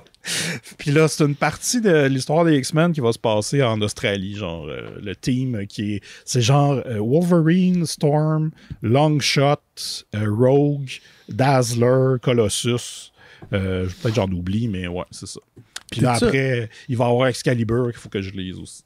T'es-tu rendu à peu près à la moitié de la run de Claremont ou t'es même pas... peut-être, ouais. À peu près, j'imagine. Ben écoute, j'ai lu de 75 à 87. puis ça finit en 90. Wow, man. T'as lu pour 12 ans de comics, c'est intense. Ouais. En combien de temps, un an? Même pas. Mais l'affaire, c'est que là, il y a de plus en plus de titres. Parce que là, il faut que je lise New Mutants, X-Factor, Excalibur, Uncanny X-Men, Wolverine, ça m'en fait 5. Fait que ça va être plus lent, mais j'ai bien du fun. Ouais, t'as l'air à triper. Pour les gens qui sont intéressés, d'ailleurs, on a mis les listes de Simon, donc l'ère de Krakoa, qui est actuelle, et l'ère de Claremont, dans 2 listes Google. Et les 2 listes ont été poinçonnées sur Discord, le Discord des Mystérieux Étonnants, dans le salon BD Comics. Donc, en haut, il y a un petit poinçon. Quand vous cliquez dessus, vous voyez ce qui a été poinçonné. Donc, il y a les 2 articles. Et vous cliquez dessus, vous avez votre liste de lecture. Donc, Simon nous a mis ça, on a mis ça là-dedans. Puis, donc, si ça vous intéresse de suivre la lecture, il y a une bonne partie de la job qui est en fait trouver qu'est-ce qu'il faut lire dans quel ordre. Là. Ouais, c'est ça. Donc, là, c'est là. On vous a fait une liste de lecture. Donc, c'est disponible si vous êtes abonné au Discord ou si vous devenez abonné au Discord en étant Patreon des Mystérieux, vous avez accès aux 2 listes. C'est quand même très cool. Mais ouais, c'est tellement... honnêtement, c'est mon hyper-fixation là, depuis une couple de mois. Ouais. Caroline que j'aime ça. Mais là, vas-tu te sentir... Comment tu vas te sentir une fois le bout atteint? Un deuil. Ouais, un deuil, puis je vais peut-être relire des trucs que j'ai déjà lus, tu sais. T'as commencé, puis j'étais comme, mais voyons, il passera jamais tout ça. Impossible, mais là, je commence à y croire, là, de plus en plus, là. Ouais. Au rythme où tu vas. Quand Nietzsche parlait du Ubermensch, il parlait de Simon. Là. Oui, mais ça, on savait déjà. Peut-être qu'après, je vais faire comme ben là, je vais aller lire du DC. Oh, wow. Hein? Oh, wow. J'ai déjà des titres de côté là, que je vais lire un moment donné, mais vu que je fixe pas mal trop sur X-Men, ben là, je continue. OK. C'est ça, je lis. Passe au travail. Super. Moi, je reste dans les comics aussi, parce qu'il y a 2 annonces qui ont été faites. Il y en a plusieurs, mais il y a 2 annonces qui ont attiré mon attention, qui ont été faites au San Diego Comic-Con. Là, je parle bien sûr de Marvel Comics, je parle pas de Marvel Studios, mais il y a eu un petit tease, un petit aperçu, un petit clin d'œil au prochain projet du scénariste Jonathan Hickman. Jonathan Hickman qui avait quitté l'univers des X-Men en 2021, l'univers de Krakoa, qu'il a créé. En fait, il a mis en place une ligne narrative pour plusieurs années. Il a fini par quitter. Et depuis son départ, on n'a pas trop de détails sur quoi il est en train de travailler du côté de Marvel. Et là, on a appris sur le tease qui est en fait un poster, une affiche promotionnelle. On voit son nom, on a le nom de l'artiste qui va l'accompagner, Valerio Scinti, qui a travaillé avec lui sur Inferno. C'est marqué 2023 et il y a une citation, c'est What happens when the powers that be meets the natural order of things, point d'interrogation. Et en arrière-plan, tu as des étoiles, donc ça semble être un clin d'œil à l'univers cosmique d'un Marvel. On n'a pas plus de détails que ça va sortir l'année prochaine. Et sinon, on a le début de la fin pour la run de Avengers de Jason Aaron, qu'il écrit maintenant depuis près de 4 ans. Il va sortir un numéro 1, un one-shot, donc un numéro seulement. Et que ça va s'appeler Avengers Assemble Alpha, numéro 1. Numéro qu'il va écrire et qui sera dessiné par Brian Hitch. Et les gens qui connaissent Brian Hitch, il a travaillé sur The Ultimates dans le temps. Donc, ça va sortir en novembre et ça sera suivi après les répercussions de ce one-shot-là, qui va inclure toutes les équipes actuelles de l'univers des Avengers de Jason Aaron. Donc, les Avengers préhistoriques et les Avengers Forever, ceux du futur. Ça va être dans les one-shot et après, ça va se poursuivre entre les pages des Avengers et Avengers Forever. Donc, ça sort en novembre. Donc, un gros événement pour clôturer éventuellement l'univers des Avengers de Jason Aaron. Je pense que Avengers Forever, c'est pas du futur, mais c'est d'une autre réalité. Une autre réalité, mais je pense qu'elle est un peu plus devancée. Comme un peu plus dans le futur de ce que je me souviens, là, mais c'est peut-être ma mémoire qui fait faux bon. Là, mais ça pour dire qu'il y aura 3 équipes des Avengers qui sont décrites dans ce que Jason Aaron écrit depuis maintenant 4 ans. Puis c'est comme un peu le début de la fin, puis après il va clore sa run sur Avengers, puis il va passer à d'autres choses après. Là. Ils n'ont pas le choix. Là. Il faut qu'ils battent tous les variants de Mephisto. Là. Il y en a tellement. Ah, il y en a plein. Ouais. Hein? Ouais, c'est comme la COVID. J'ai perdu le fil. Là. Il y en a plein. Il y en a plein. Qu'est-ce que tu as, toi, de ton bord, là? Je vais rester dans la bande dessinée aussi, mais pas dans le comic cette fois-ci. Je vais vous donner 2 conseils de lecture radicalement différents. Le premier, je pense que je suis prêt à dire qu'à date, c'est le meilleur livre de l'année que j'ai lu. Wow. C'est Le petit frère de Jean-Louis Tripp. Je ne sais pas si vous n'avez entendu, déjà, il y a quand même eu un petit buzz. Là. Jean-Louis Tripp, c'est le gars qui, avec Régis Loisel, faisait la série Magasin Général, puis qui récemment a fait un diptyque qui s'appelait Extase sur sa découverte de sa vie sexuelle et de ce qui s'ensuit. Je vais pas vous vendre des punchs, mais là, c'est vraiment un livre différent. C'est aussi autobiographique, mais c'est sur son petit frère, donc, qui pendant qu'il était en vacances en famille, il y a à peu près 40 ans, s'est fait faucher par une voiture violemment, un hit and run, sur une route de campagne, puis il est mort. Okay. C'est pas un punch, là. Ça commence de même, mais c'est un petit gars de 11 ans qui meurt, puis c'est genre tout le récit de comment c'est arrivé, qu'est-ce qui est arrivé après, comment tu deals avec ça en tant que grand frère, en tant que famille, comment tu deals avec non seulement la perte d'un être cher, mais de quelqu'un qui avait toute sa vie devant soi, puis comment ça affecte tout le reste de ta vie, même là, 40 ans plus tard. J'ai braillé tout le long, honnêtement. Là. Wow. C'est comme, je dirais que le problème de ce livre-là, c'est le moment où il est sorti, parce que quand je suis au travail ces temps-ci, tout le monde est en vacances, puis ils sont comme « Ah, yeah, je veux quelque chose de léger pour les vacances. » Puis je suis comme « Ah ouais, ça c'est le meilleur livre qui est sorti récemment, mais... » Je suis pas vraiment en vacances.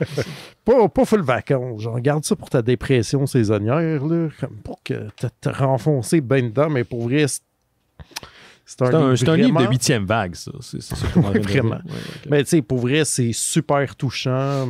C'est vraiment, tu sais, puis c'est pas juste... Oui, c'est triste, mais il y a une espèce de colère qui vient avec ça, là, aussi. Là, une espèce de colère qui va jamais être assouvie de genre de l'injustice de la vie, là, qui est comme vraiment genre chavirante. Là. Fait que, si vous voulez passer un bon moment, hein, je vous le suggère à tous. Mais pour vrai, ça m'a vraiment remué. Le petit frère de Jean-Louis Tripp. C'est pas un livre facile, mais c'est vraiment un petit beau livre. Okay. Sinon, j'ai lu une petite série. En fait, ça se posait être 2 volumes il y a quelques années, mais il est sorti un tome 3, je pense, en début d'année. Ça s'appelle Ville Vermine, par un gars qui s'appelle Julien Lambert, qui n'est pas très connu, mais était venu au FBDM dans les premières années. Là, fait qu'on avait continué à le suivre. Qui est une série vraiment le fun, qui se passe dans une ville qui s'appelle Ville Vermine, qui est comme un amalgame de... Ça ressemble un peu à Sin City, mais avec pas le côté les gangsters puis les prostituées. Là. C'est comme un mix. Mettons Sin City puis l'espèce de carnaval freak du dernier Guillermo del Toro, mettons. Là. Une espèce de ville anonyme hors du temps, un peu fantastique. Puis c'est vraiment comme un espèce de truc polar, genre... le gars qui haït le monde, mais qui est un bon détective privé, puis tout. Puis en fait, son truc, ce gars-là, c'est qu'il va retrouver tes affaires parce que les objets lui parlent. Mystérieusement. Fait qu'il a l'air de parler à personne puis d'être tout le temps bougon, mais c'est parce qu'il entend toutes les voix de n'importe quel botch de cigarette qui est en train d'y parler tout le temps. Que, hey, tu devrais aller par là, c'est par là ce que tu cherches. Les botches de cigarettes de Jake doivent avoir des choses à dire. Ah, sacrément, j'ai vu des affaires. Pourriez pas vous douter de ce que j'ai vu, messieurs, dames. Mais c'est ça, fait que c'est comme un... C'est ça, un feeling polar classique, mais dans un setting vraiment inusité. Puis pour vrai, c'est humoristique, vraiment eu du fun. Pas du tout. Pas vraiment. C'est quand même très sérieux, mais c'est juste comme justement, vu que tu as des éléments de fantaisie, non? Dans le premier, tu as comme des genres d'hommes mouches, là, que c'est pas clair s'ils sont morts puis qu'ils volent tout seuls ou s'ils sont juste rapiécés, ou en tout cas, il y a comme vraiment une espèce de feeling de c'est une ville que je connais, mais avec des affaires comme un peu fucked up qui se passent, là, mais c'est super le fun, puis c'est vraiment un bel univers. J'aimerais ça que ça continue. Fait que checkez ça, le dessin est le fun aussi. Là. Ville Vermine, dans un mot. Il y a 3 volumes à date. Les 2 premiers, c'est un diptyque. Le 3e, c'est comme une histoire complète, puis pas mal fun. Ville Vermine de qui? Julien Lambert. Super. Merci, Laurent. Merci. Vas-y donc, mon Simon. Serait-ce OK. quelque chose? Ben, je peux vous parler d'un film que j'ai vu. Ouais. En fait, 2, j'ai écouté The Grey Man. Moi aussi. Ouais, on l'a écouté en même temps, je pense. en plus. Ouais, t'étais plus avancé que moi, mais oui, on l'écoutait à peu près en même temps. Ben oui. Qu'est-ce que je pourrais dire? C'est une bonne vue de papa. Ouais, c'est vraiment. Mais c'était pas mauvais, là. J'ai eu du plaisir. Puis, Parce que c'est. ouais, puis je pense que Chris Evans et sa moustache volent un peu la vedette. Là. Chris Evans en psychopathe vole la vedette, ouais. Ouais. Puis même, je trouvais que. À un moment donné, je me dis, il me semble qu'il aurait pu encore plus en mettre. Mais bon, c'est ça. Fait que 10 sur 10, je recommande. Puis. C'est des frères Rousseau en passant, c'est un film d'action. Là, fait que... Ouais. C'est sur oui, Netflix. ok. Je Avec Ryan Gosling. Ryan. Chris Evans. Yeah. Ahmad Marmaz, je sais pas trop. Ahmad Armaz, en tout cas. Ah, tu l'as. Sinon, ouais, j'ai écouté un film qui s'appelle. Il y a plusieurs titres, en fait. Un de ces titres, c'est Shadows in an Empty Room. Sinon, il y a aussi Blazing Magnum. C'est un film policier italien de 1976, mais l'affaire, parce que c'est réalisé par Alberto Di Martino, qui a entre autres fait The Puma Man. Mais en 76, il s'est payé un trip, il a dit « Hey, je vais aller tourner un film à Montréal puis à Ottawa. » Fait que là, ça met en vedette Stuart Whitman, qui est un genre de vieil acteur là, qui fait plein de séries B, qui joue un policier d'Ottawa qui doit venger la mort de sa sœur, qui est Carole Laure.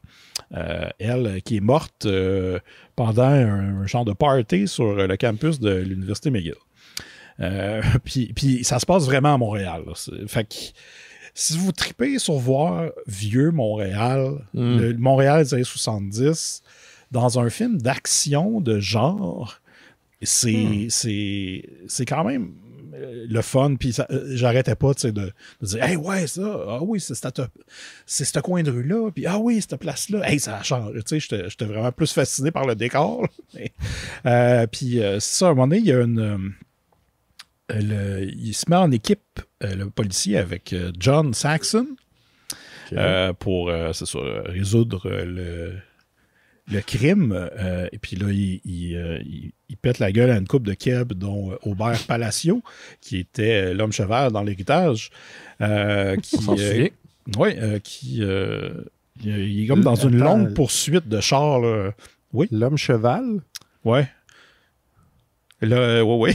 Ouais, moi aussi, j'ai des questions, mais je voulais comme pas interrompre. Mais c'est quoi l'homme cheval? Là, dans l'héritage, il y a le frère du personnage principal, là, Xavier Galarno, qui est Chose Galarno, je me souviens plus, qui s'auto-proclame l'homme cheval. OK, c'est un titre. Oui, puis là, ce qu'il Prince. fait, si on veut, c'est ça. Puis là, il se promène avec une The artist formerly known as l'homme cheval.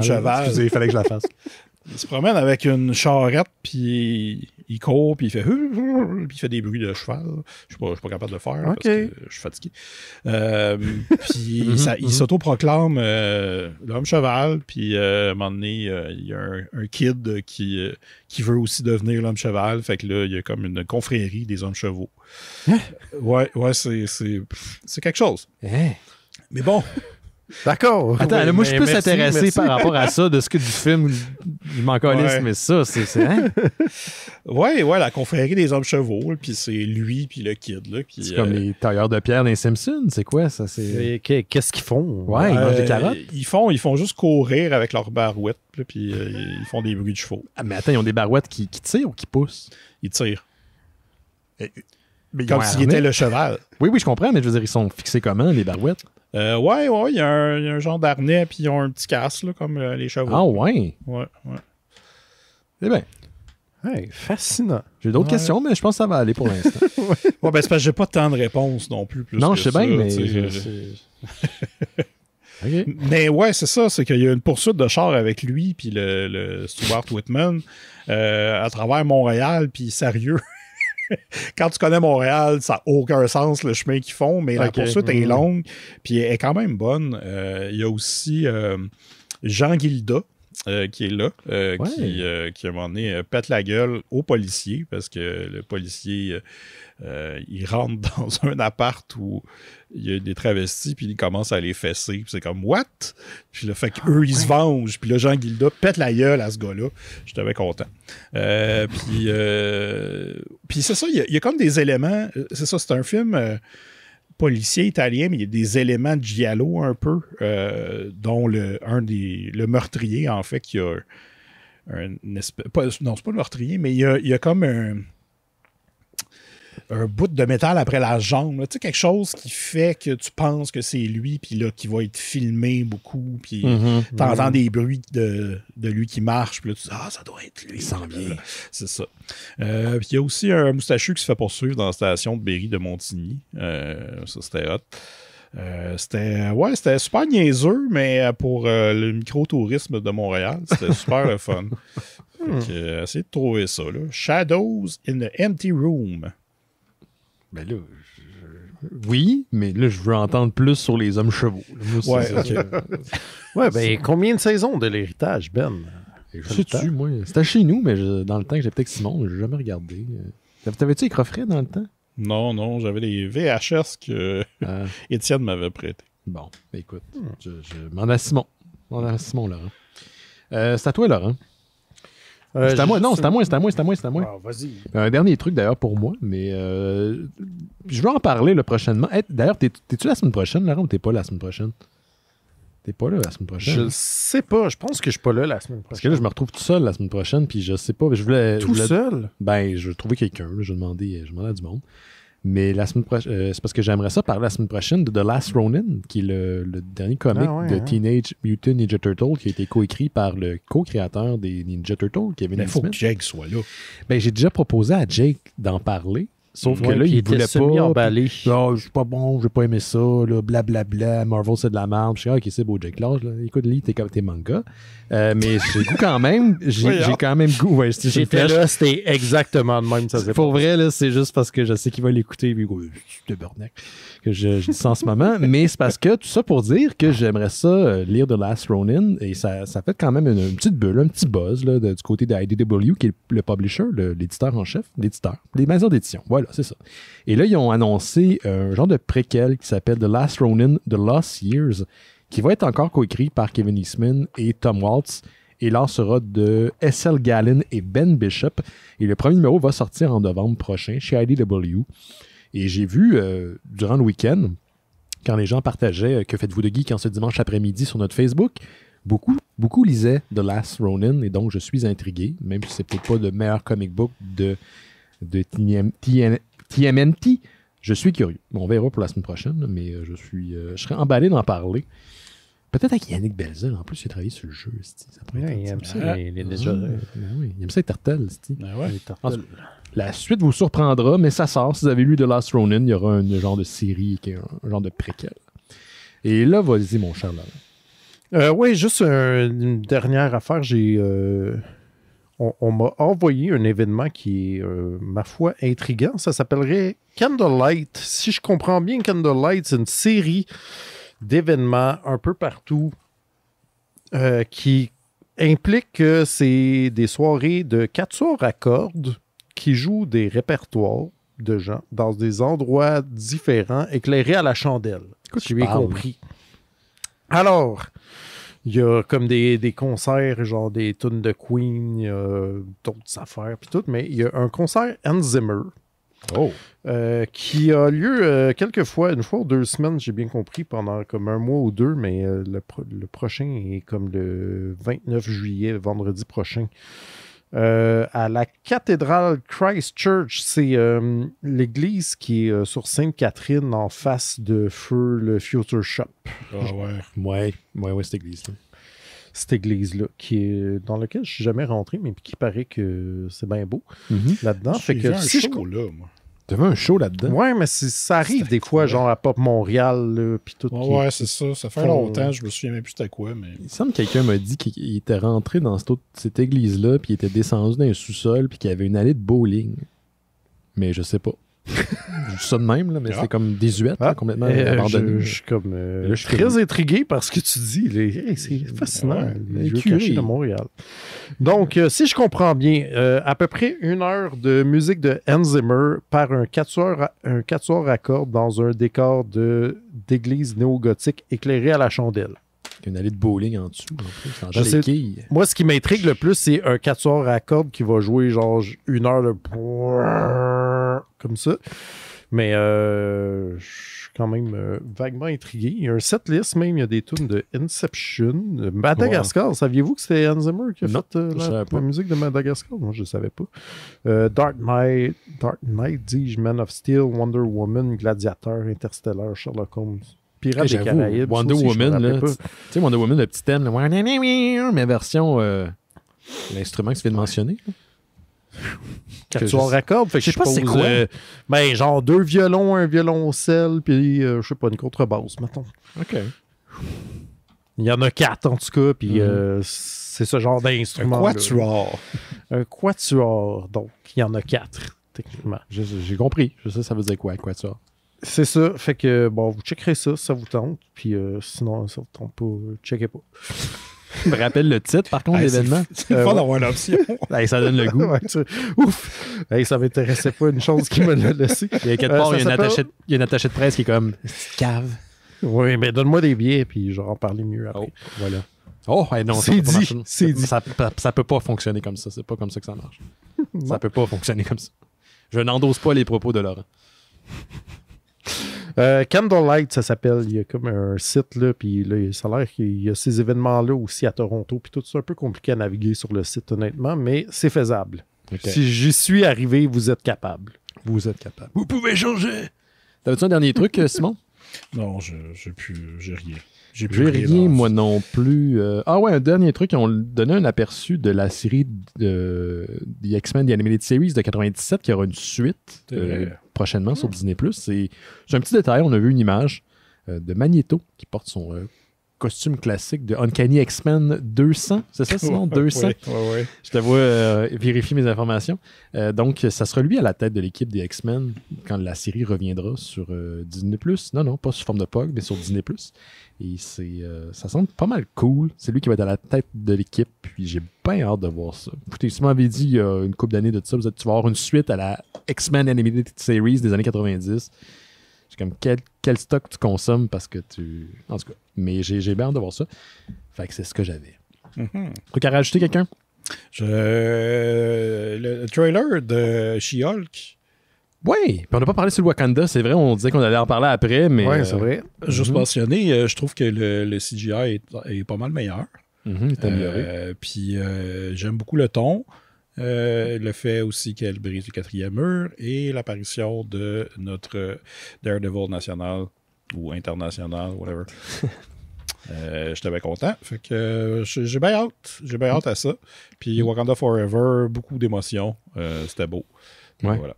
Ouais, le trailer semble indiquer que Mark Ruffalo aura une présence assez importante dans She-Hulk. Comme tu dis, le personnage brise le 4e mur dans les BD. Je suis content qu'il semble le faire un peu dans la série. Puis le ton semble plus humoristique, avec un lien au premier Hulk dans l'univers des X-Men, de Marvel Studios, là, celui qui mettait en vedette Edward Norton. Il y a un des personnages du film qui revient dans la série de She-Hulk. The Abomination, si je me souviens bien de son nom. Donc, tout ça est canon. Je suis très curieux et comme toi, Wakanda Forever m'a surpris à quel point j'ai trouvé que ça semblait chargé émotivement. Puis j'avais peut-être pas une petite larme, j'avais le moton en l'écoutant. Il y a une super reprise de la pièce musicale de Bob Marley et on comprend que les personnages principaux du premier film, dont la plupart sont de retour dans le deuxième, sont en deuil par la mort du personnage de Black Panther. Et d'ailleurs, Black Panther qui a à peine une apparition dans le trailer. On spécule à savoir qui incarne le Black Panther. C'est un titre qui peut être transmis.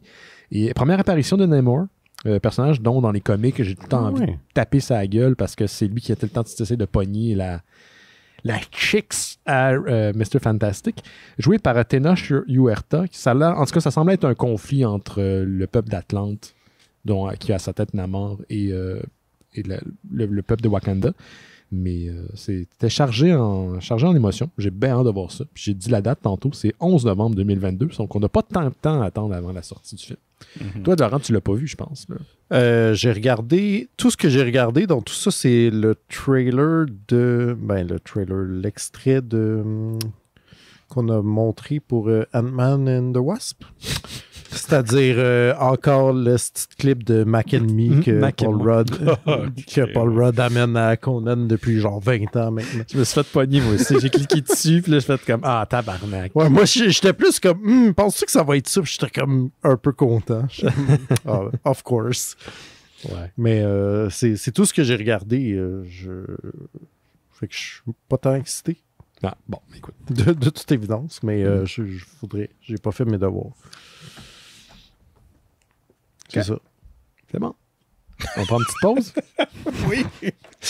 Le jugement. Ben non. Oui, on réussit à faire le Mystérieux Étonnant grâce à vous. Et pour ça, on a un Patreon. Si vous voulez contribuer à notre Patreon, allez sur mystérieuxétonnant.com. En haut à gauche, il y a un bouton Faire un don. Vous cliquez là-dessus. Ça vous amène vers notre Patreon. Vous pouvez vous abonner pour 1 mois, 2 mois, 3 mois. C'est comme vous voulez. Commencer, arrêter, revenir plus tard. Tous les fonds amassés sont réinvestis dans le projet. Et il y a quand même pas mal de factures qui sont engendrées par la production des Mystérieux, mais aussi leur spin-off, Noël chez Isidore, Terre Kaiju, qui a d'ailleurs un nouvel épisode, on vous le rappelle, avec Shin Ultraman comme sujet principal. Et donc, si vous voulez nous aider, ben, ça serait très apprécié. Vous êtes plusieurs à le faire et on apprécie grandement, malgré l'économie actuelle. Donc, c'est pas pris pour acquis, ça, je vous le garantis. En échange de votre contribution, vous avez accès à du contenu exclusif, dont Bifurcation, qui est un podcast qui est exclusif au monde Patreon. En ce moment, on fait un cycle dédié aux frères Cohen. Et on va le poursuivre. On enregistre d'ailleurs demain avec Guillaume Saint-Cyr et mon ami Rémi Fréchette. Donc ça s'en vient.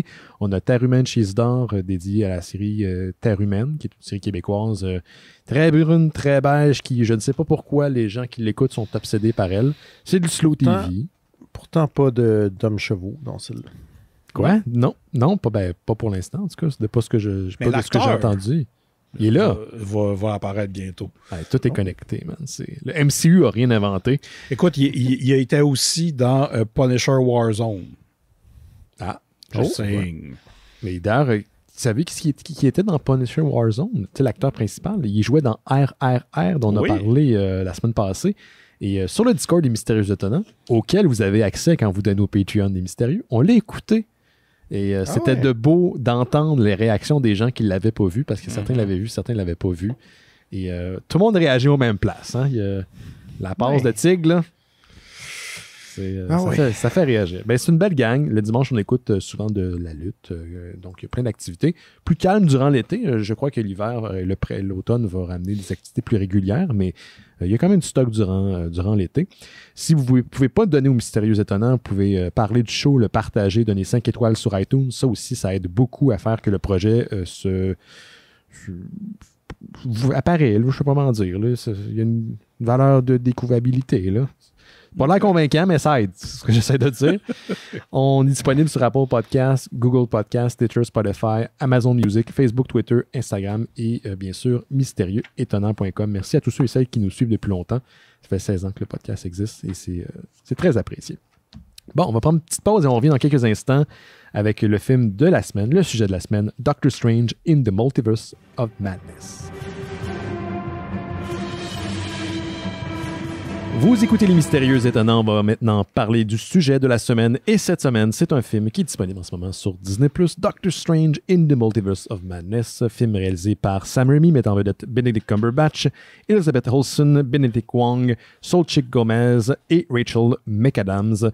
C'est un des films qui fait partie de la phase 4 du Marvel U. Au cinéma, il est sorti il y a quand même quelques temps en salle et maintenant qu'il est disponible en streaming, en ligne, bon, on s'est dit on va en parler parce qu'on passe à travers quand même de la plupart des films du MCU ici même à l'émission. Là, essayer de résumer, l'histoire est un défi en soi parce que c'est un film que je trouve extrêmement dense et c'est Laurent qui va nous en parler parce que ça a l'air que tu as fait une critique Letterboxd, qu'on m'a dit. Ah oui, hein? Ouais, fait que t'es réchauffé. On t'a stoulé. Bon, tabarnouche. On peut plus rien faire publiquement sans que tout le monde le sache. On peut plus rien mettre sur Letterboxd.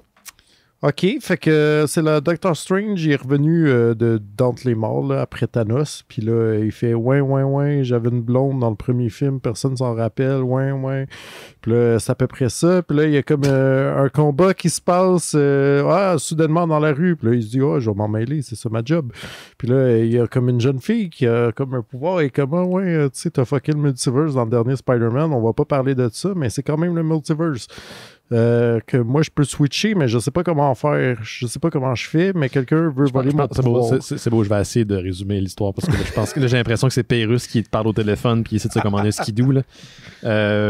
Grosso modo. Ça allait bien pourtant. J'ai connu le film puis j'étais comme ouais là, quelqu'un qui. En tout cas. Grosso modo, c'est Doctor Strange qui vient en aide au personnage joué par Xochitl Gomez qui est American Chavez, qui a le pouvoir de voyager entre les univers du multiverse, un concept qui a été établi depuis la phase 4, autant dans les séries Disney+, mais aussi au cinéma. Elle est pourchassée parce qu'elle croit être des démons, mais en fait, ces démons-là sont envoyés par Elizabeth Olsen, le personnage de Wanda Maximoff qu'on a vu récemment dans WandaVision, possédé, altéré par The Dark Hold, qui est un livre de magie noire qui a altéré son psyché. Et c'est elle, la vilaine, ses petits doigts noirs. C'est elle qui est la vilaine, finalement, du film. Elle essaie de prendre possession des pouvoirs de America Chavez pour voyager dans un univers où ses enfants existent. Elle est véritablement une maman. Mais ça risque de faire en sorte que l'univers qu'elle visite et les autres qu'elle traverse implosent. Donc, Benedict Cumberbatch, Doctor Strange doit essayer de combattre son ancien allié, son ancien Avengers, et aller voyager lui aussi à travers le multiverse. Et il découvre que finalement, le dude est pas mal lourd dans tous les univers dans lesquels il a existé. Puis c'est ça l'histoire. Mm-hmm. C'est bien ça? C'est un petit peu moins cynique. Ouais, c'est correct. Ça fait moins Jane X que Laurent. Mais je vais faire le tour rapidement. On va commencer par Simon, vraiment rapidos. Tu veux pas y aller avec Laurent en premier? On va y aller avec Laurent d'abord. On va y aller rapidos, Laurent. Je trouvais ça correct. Bon, OK, Simon. Moi, j'ai bien aimé. J'ai plus aimé ma deuxième écoute. Ouais. Même chose que toi. J'ai bien aimé la première fois, mais c'est un film qui est extrêmement dense. Il y a beaucoup de stock qui se passe. Et il y a de l'information qui nous ont servi aux 3/4 de tour. Là. Ça passe assez rapidement. Donc, si t'es inattentif un petit instant, tu perds le fil. Mais également, j'ai plus aimé ma deuxième écoute. Mais c'est un film qui, pour moi, s'éparpille par moments et c'est peut-être son plus gros défaut. Mm-hmm. Ouais. Voilà, on a fait le tour. Merci tout le monde. On se revoit la semaine prochaine. Épisode 759. Plus sérieusement, je pense qu'une de mes critiques, puis quelqu'un l'a souligné hier sur le Discord des Mystérieux Étonnants, c'est que pour un film qui se passe dans le multiverse de Marvel, il n'y a pas tant de multiverse que ça. C'est ça. Il y en a un, surtout. Mm-hmm. Puis des bribes de d'autres, mais ouais. C'est ma plus grande critique, je dois dire. Ça t'a une j'ai eu du fun là, sur le coup, mais plus j'y repense, puis tu sais, ça fait comme 4 jours que je l'ai regardé, puis comme le film s'efface déjà. Là. Je pense que le film souffre beaucoup du fait que j'ai vu Everything Everywhere All at Once juste avant, qui traite aussi de multiverse, mais pas dans le MCU, mais qui était comme vraiment explosif et inventif, puis que là, après, je regarde ça, puis je suis comme, fait que votre idée du multiverse, c'est genre Doctor Strange a des pinches différents, en gros. Je suis comme déçu, tu sais. Ouais. Puis comme j'étais déçu du premier Doctor Strange, parce que, tu sais, pour avoir lu un peu des comics de l'époque, tu sais, Doctor Strange, c'est comme psychotronique, c'est pas, pis tout. Puis là, j'étais comme, quelqu'un a regardé Inception, puis c'est à peu près ça, tu sais. Puis là, encore là, je suis comme, quelqu'un s'est dit, hey, il y a un multiverse. Ici, on traverse sur la lumière rouge, tu sais. J'étais comme, c'est pas excitant, c'est pas... Je sais pas, je trouvais que c'était mou. Je comprends ta déception de ne pas avoir été dans plusieurs, mettons, multiverse. Là, ça, je le comprends, mais comme The Multiverse Saga, c'est dans la phase dans laquelle nous sommes et dans les prochaines phases qui seront développées dans les prochaines années chez Marvel Studios, je me dis qu'on va en avoir des films qui vont nous servir cette recette là, des univers parallèles, puis t'en veux, puis t'en auras. Fait que je suis pas si déçu que ça.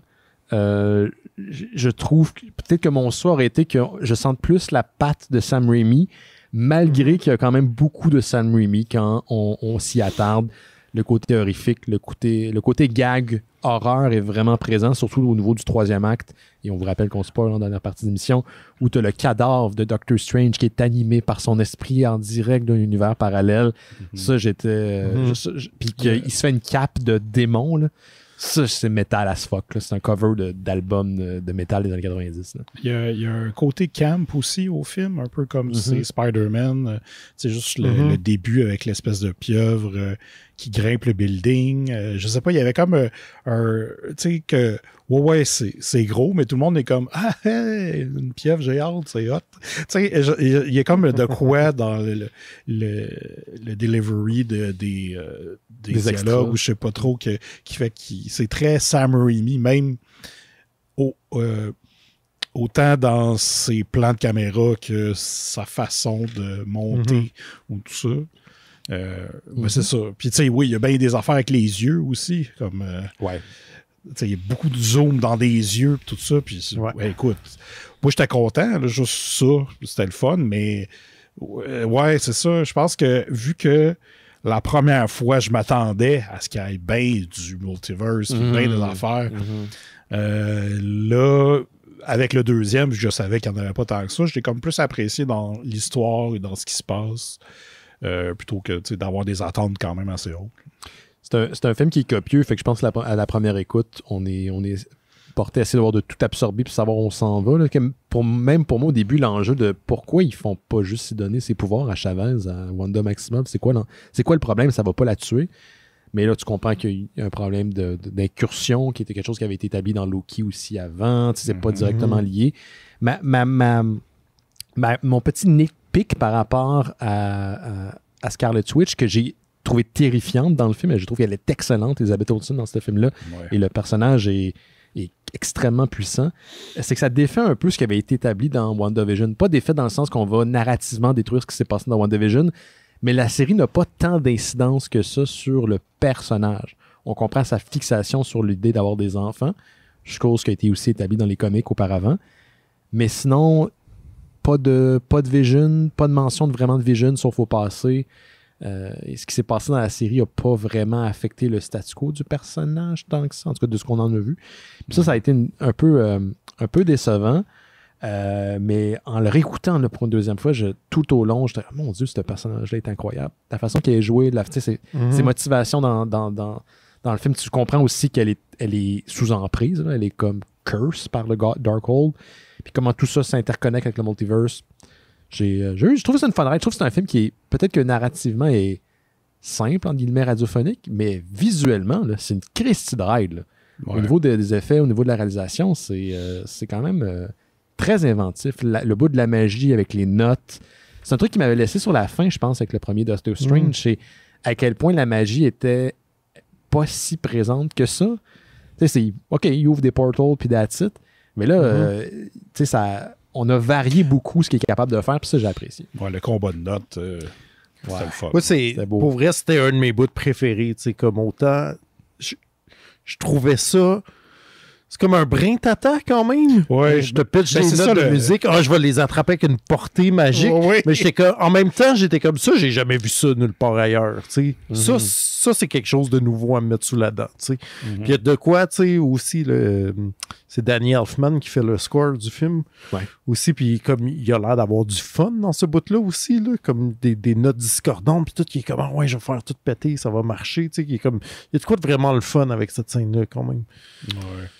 Il y a un aspect gothique aussi au film que le premier Doctor Strange n'avait pas. Autant je trouve la direction artistique, les décors, le Sanctum. Moi, je ne sais pas pourquoi je suis fasciné par le Sanctum Sanctorum, qui est en fait sa base d'opération de Doctor Strange.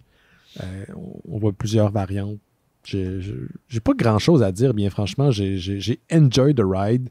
J'aurais aimé ça le voir au cinéma.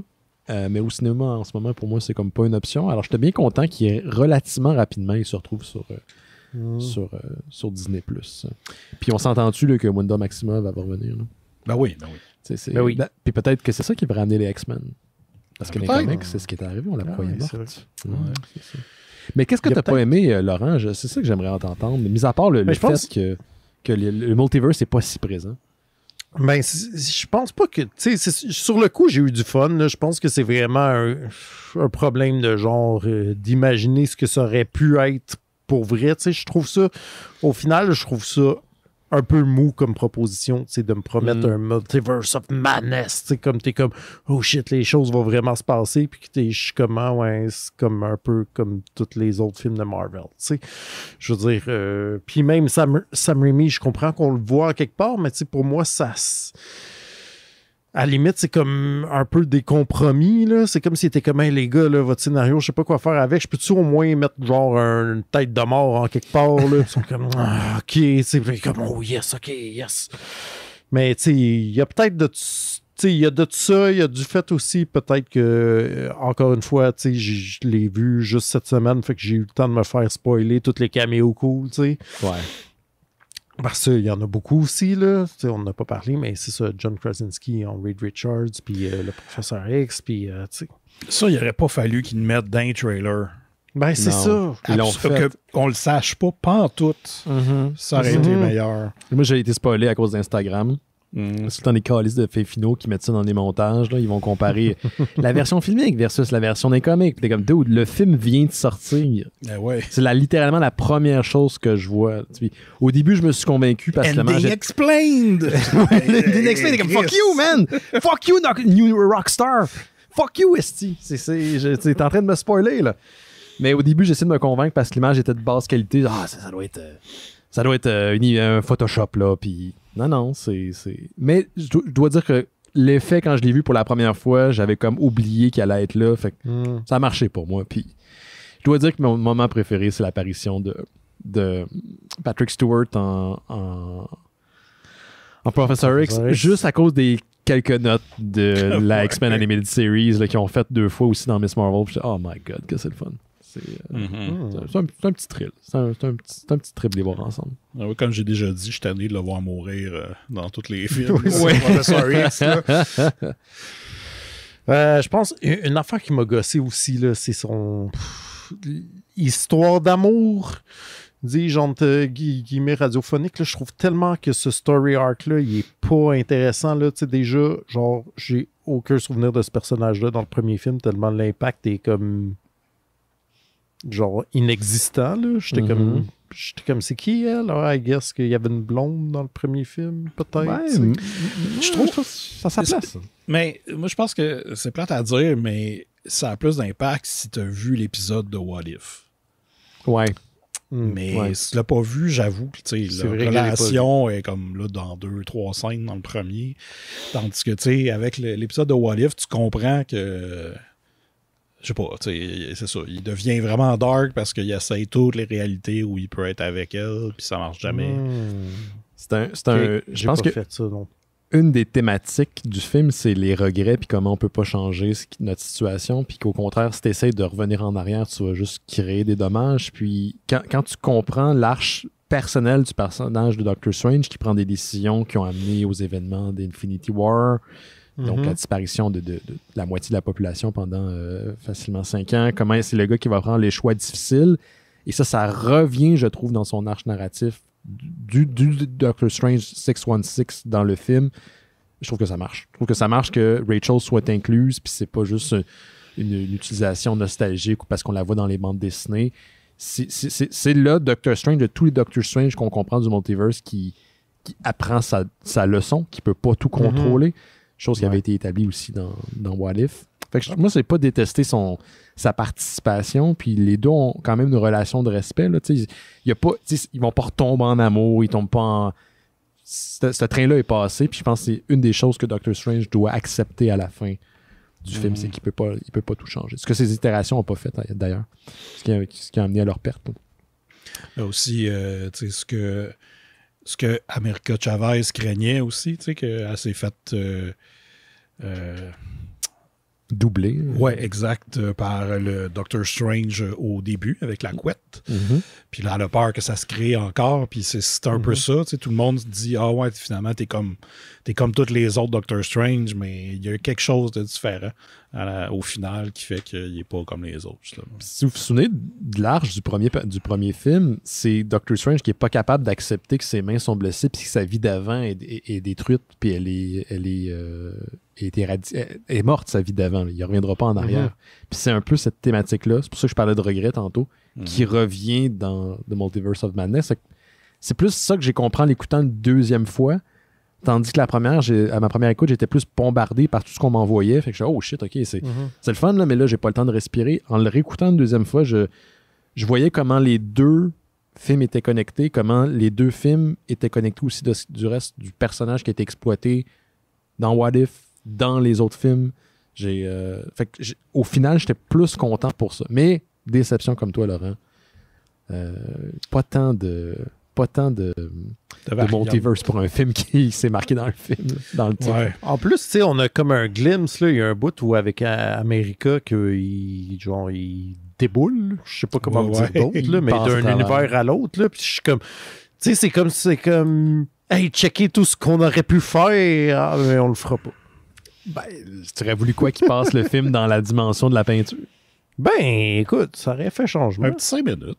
Un petit 5 minutes. Ouais. Qui sait, peut-être que dans la deuxième saison de What If, ça va être... Ben, je pense que c'est peut-être ça qui aurait été le fun, c'est que ça soit plus un truc de... Il faut se rendre à quelque part, puis là, on se promène dans plein de dimensions, puis on rencontre du monde, mais bon, c'est pas ça le film, fait que c'est correct, là, mais ouais. Savez-vous ce qui aurait été vraiment nice? Qu'on fasse ça, mais avec un Bruce Campbell dans chacun des univers. Oh. Comment vous avez trouvé son caméo, d'ailleurs, dans le film? 10 sur 10. Ouais.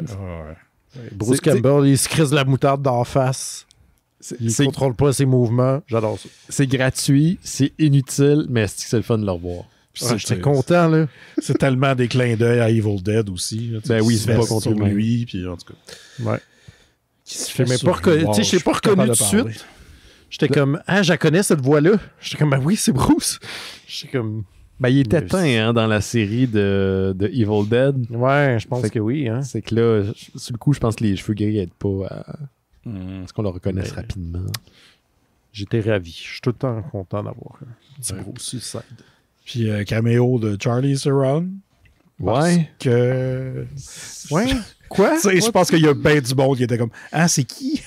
C'est ça. Moi, le premier. Oui, je sais bien, mais c'est ça, c'est que moi, sur le coup, j'étais comme, c'est ça, avec mon ami, puis il savait pas, j'étais comme, ben, on dirait qu'elle a un costume des Eternals, je sais pas. Ouais, c'est. Ben ouais, non, c'est ça. Le costume est un peu weird. J'ai catché que c'était Cléo ou Cléa. Ouais. Qui est le Sorcerer Supreme présentement dans les comics. Là. Ah ouais, ok, je replace là. Et d'ailleurs, le kill count, man, dans ce film-là est assez élevé. Ouais, quand même, hein? On en a vu là, des morts dans l'univers de MCU, mais ceux-là, là, c'est des morts qui sont plus personnels. On voit les corps, on voit les victimes d'assez proches. Ça, quand même, c'est rare qu'on voit ça dans le MCU, je trouve. On dirait que tout n'a pas de conséquences. Là. C'est ce qui faisait que j'avais pas tant marché personnellement à la fin de Infinity War, genre que tout le monde est mort, puis là tout le monde était bien intense. Je suis comme, ils vont revenir. T'sais, vous avez jamais lu des comics, ils vont revenir. Mais là, j'ai comme l'impression que les choses ont quand même un impact. C'est quand même le fun. Petit côté très geek, là, ça fait pas que le film est bon ou pas bon, mais comme on est dans une série de long et qui est maintenant combinée, qu'on l'aime ou pas, à des téléséries, j'aime qu'on adresse certains statu quo, celui des Avengers. T'sais, en ce moment, on joue avec l'idée que les Avengers existent peut-être encore sous une certaine itération dans le MCU. On n'a pas encore adressé la question. Ça, j'aime ça. C'est un beau petit clin d'œil pour le public. Le fait qu'on Doctor Strange sait qu'il y a eu une incursion avec les univers parallèles avec Spider-Man, il n'en sait pas plus parce que sa mémoire à lui a été effacée à la fin de No Way Home. Donc, mais il est au courant. J'étais surpris en fait quand il l'adresse. Genre, OK, il y a un certain souvenir de cet événement-là. Donc et ça revient un peu à ce que Sam Raimi avait fait dans Amazing Spider-Man où il y a une référence à Spider-Man, pardon, dans Spider-Man, où il y a une référence à Doctor Strange, mais pas plus. Là, il y a une référence à Spider-Man, mais pas plus. Fait que c'est comme un genre de petit retour du balancier. Tu sais, je veux dire, c'est pas le film qui va convaincre les gens qui détestent le MCU. C'est pas le film qui va réussir à aller rattraper les gens qui ont parti de la barque depuis longtemps. En même temps, ça fait genre 15 ans que le monde call que la fatigue est établie. Fait que, regarde, Mais ça va éventuellement, les gens vont se tanner, mais si on n'est pas là, on n'est pas là. Tu sais. si Les je films peux mettre fonctionnent. mon expérience à profit, je l'ai écouté avec ma blonde, qui avait vu le premier Doctor Strange, mais que c'est peut-être le seul film du MCU qu'elle avait vu. Puis, mon Dieu, que ça n'a pas pris du temps avant qu'elle soit complètement larguée. Là. Puis là, j'étais comme, même moi, j'étais comme, ah mon Dieu, je pourrais t'expliquer qu'est-ce que ça veut dire, puis comme, c'est qui cette personne-là, mais je suis comme, de un, ça t'intéresse pas tant que ça, là, fait que de passer du temps là-dessus, mais je suis comme, c'est pas pas le film à passer à du monde qui n'ont pas suivi ou qui ont suivi Mais à Laurent, moitié, tu sais. T'en as un beau projet de couple, là? Retaper tout l'univers du MCU avec Allen, ça serait cool, ça? Ben, on a tellement d'autres projets plus excitants. Ben non, fuck la poésie, man. Fuck les sorties au théâtre. Ah ouais, MCU tout le temps. Ouais, même moi, je suis pas tant intéressé que ça à voir toutes les... Savez-vous, il y a encore des films de la phase 1 que j'ai jamais vus. Hein. Comme quoi? Je pense que j'ai jamais vu le premier Avengers au complet. Ben voyons, Colin. J'ai pas vu le deuxième Thor, j'ai pas vu Iron Man 2 puis 3. Je pense que c'est ceux-là qui me manquent.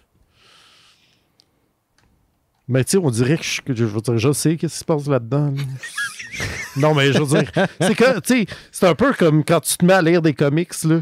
Ouais. Comme, tu sais là, que t'embarques tout le temps dans un train en marche, tu sais, t'es pas obligé d'avoir tout lu avant. vrai, Tu sais, je c'est suis vrai. comme, Absolument. pour vrai, tu sais, on est allé en gang dans le temps voir Age of Ultron, puis j'étais comme, je sais vaguement ce qui s'est passé dans le premier Avenger, j'ai pas de besoin, je comprends vite le statu quo, c'est quoi, là, tu sais. Je suis comme- Mais là, j'avoue que cette fois-là, d'embarquer par celle-là, ça commence à être...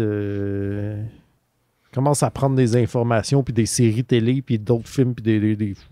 Ben, en même temps, ce que je trouve, les gens voient ça comme un problème, mais moi, je vois ça comme quelque chose de le fun parce que c'est ce qui se rapproche le plus de l'expérience de lire des comics. Parce que Ben, quand tu c'est lis des ça. comics, t'as la même problématique. Parfois, les comics font référence à des choses qui ont été publiées dans la même période ou même voire plusieurs années auparavant. Faut juste que tu te laisses aller. Oui, c'est difficile pour les nouveaux joueurs, les nouvelles personnes qui embarquent dans le train, comme tu l'as dit. Mais en même temps, c'est ça qu'ils offrent. Puis, si c'est pas votre tasse de thé, ben.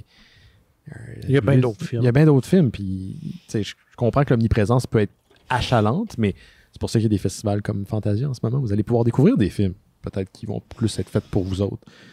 Moi, je dois dire que c'est à date, puis j'ai pas vu Love and Thunder, parce qu'il n'est pas encore disponible sur Disney+, mais c'est mon film préféré de la phase 4 du MCU. C'est là où je me suis...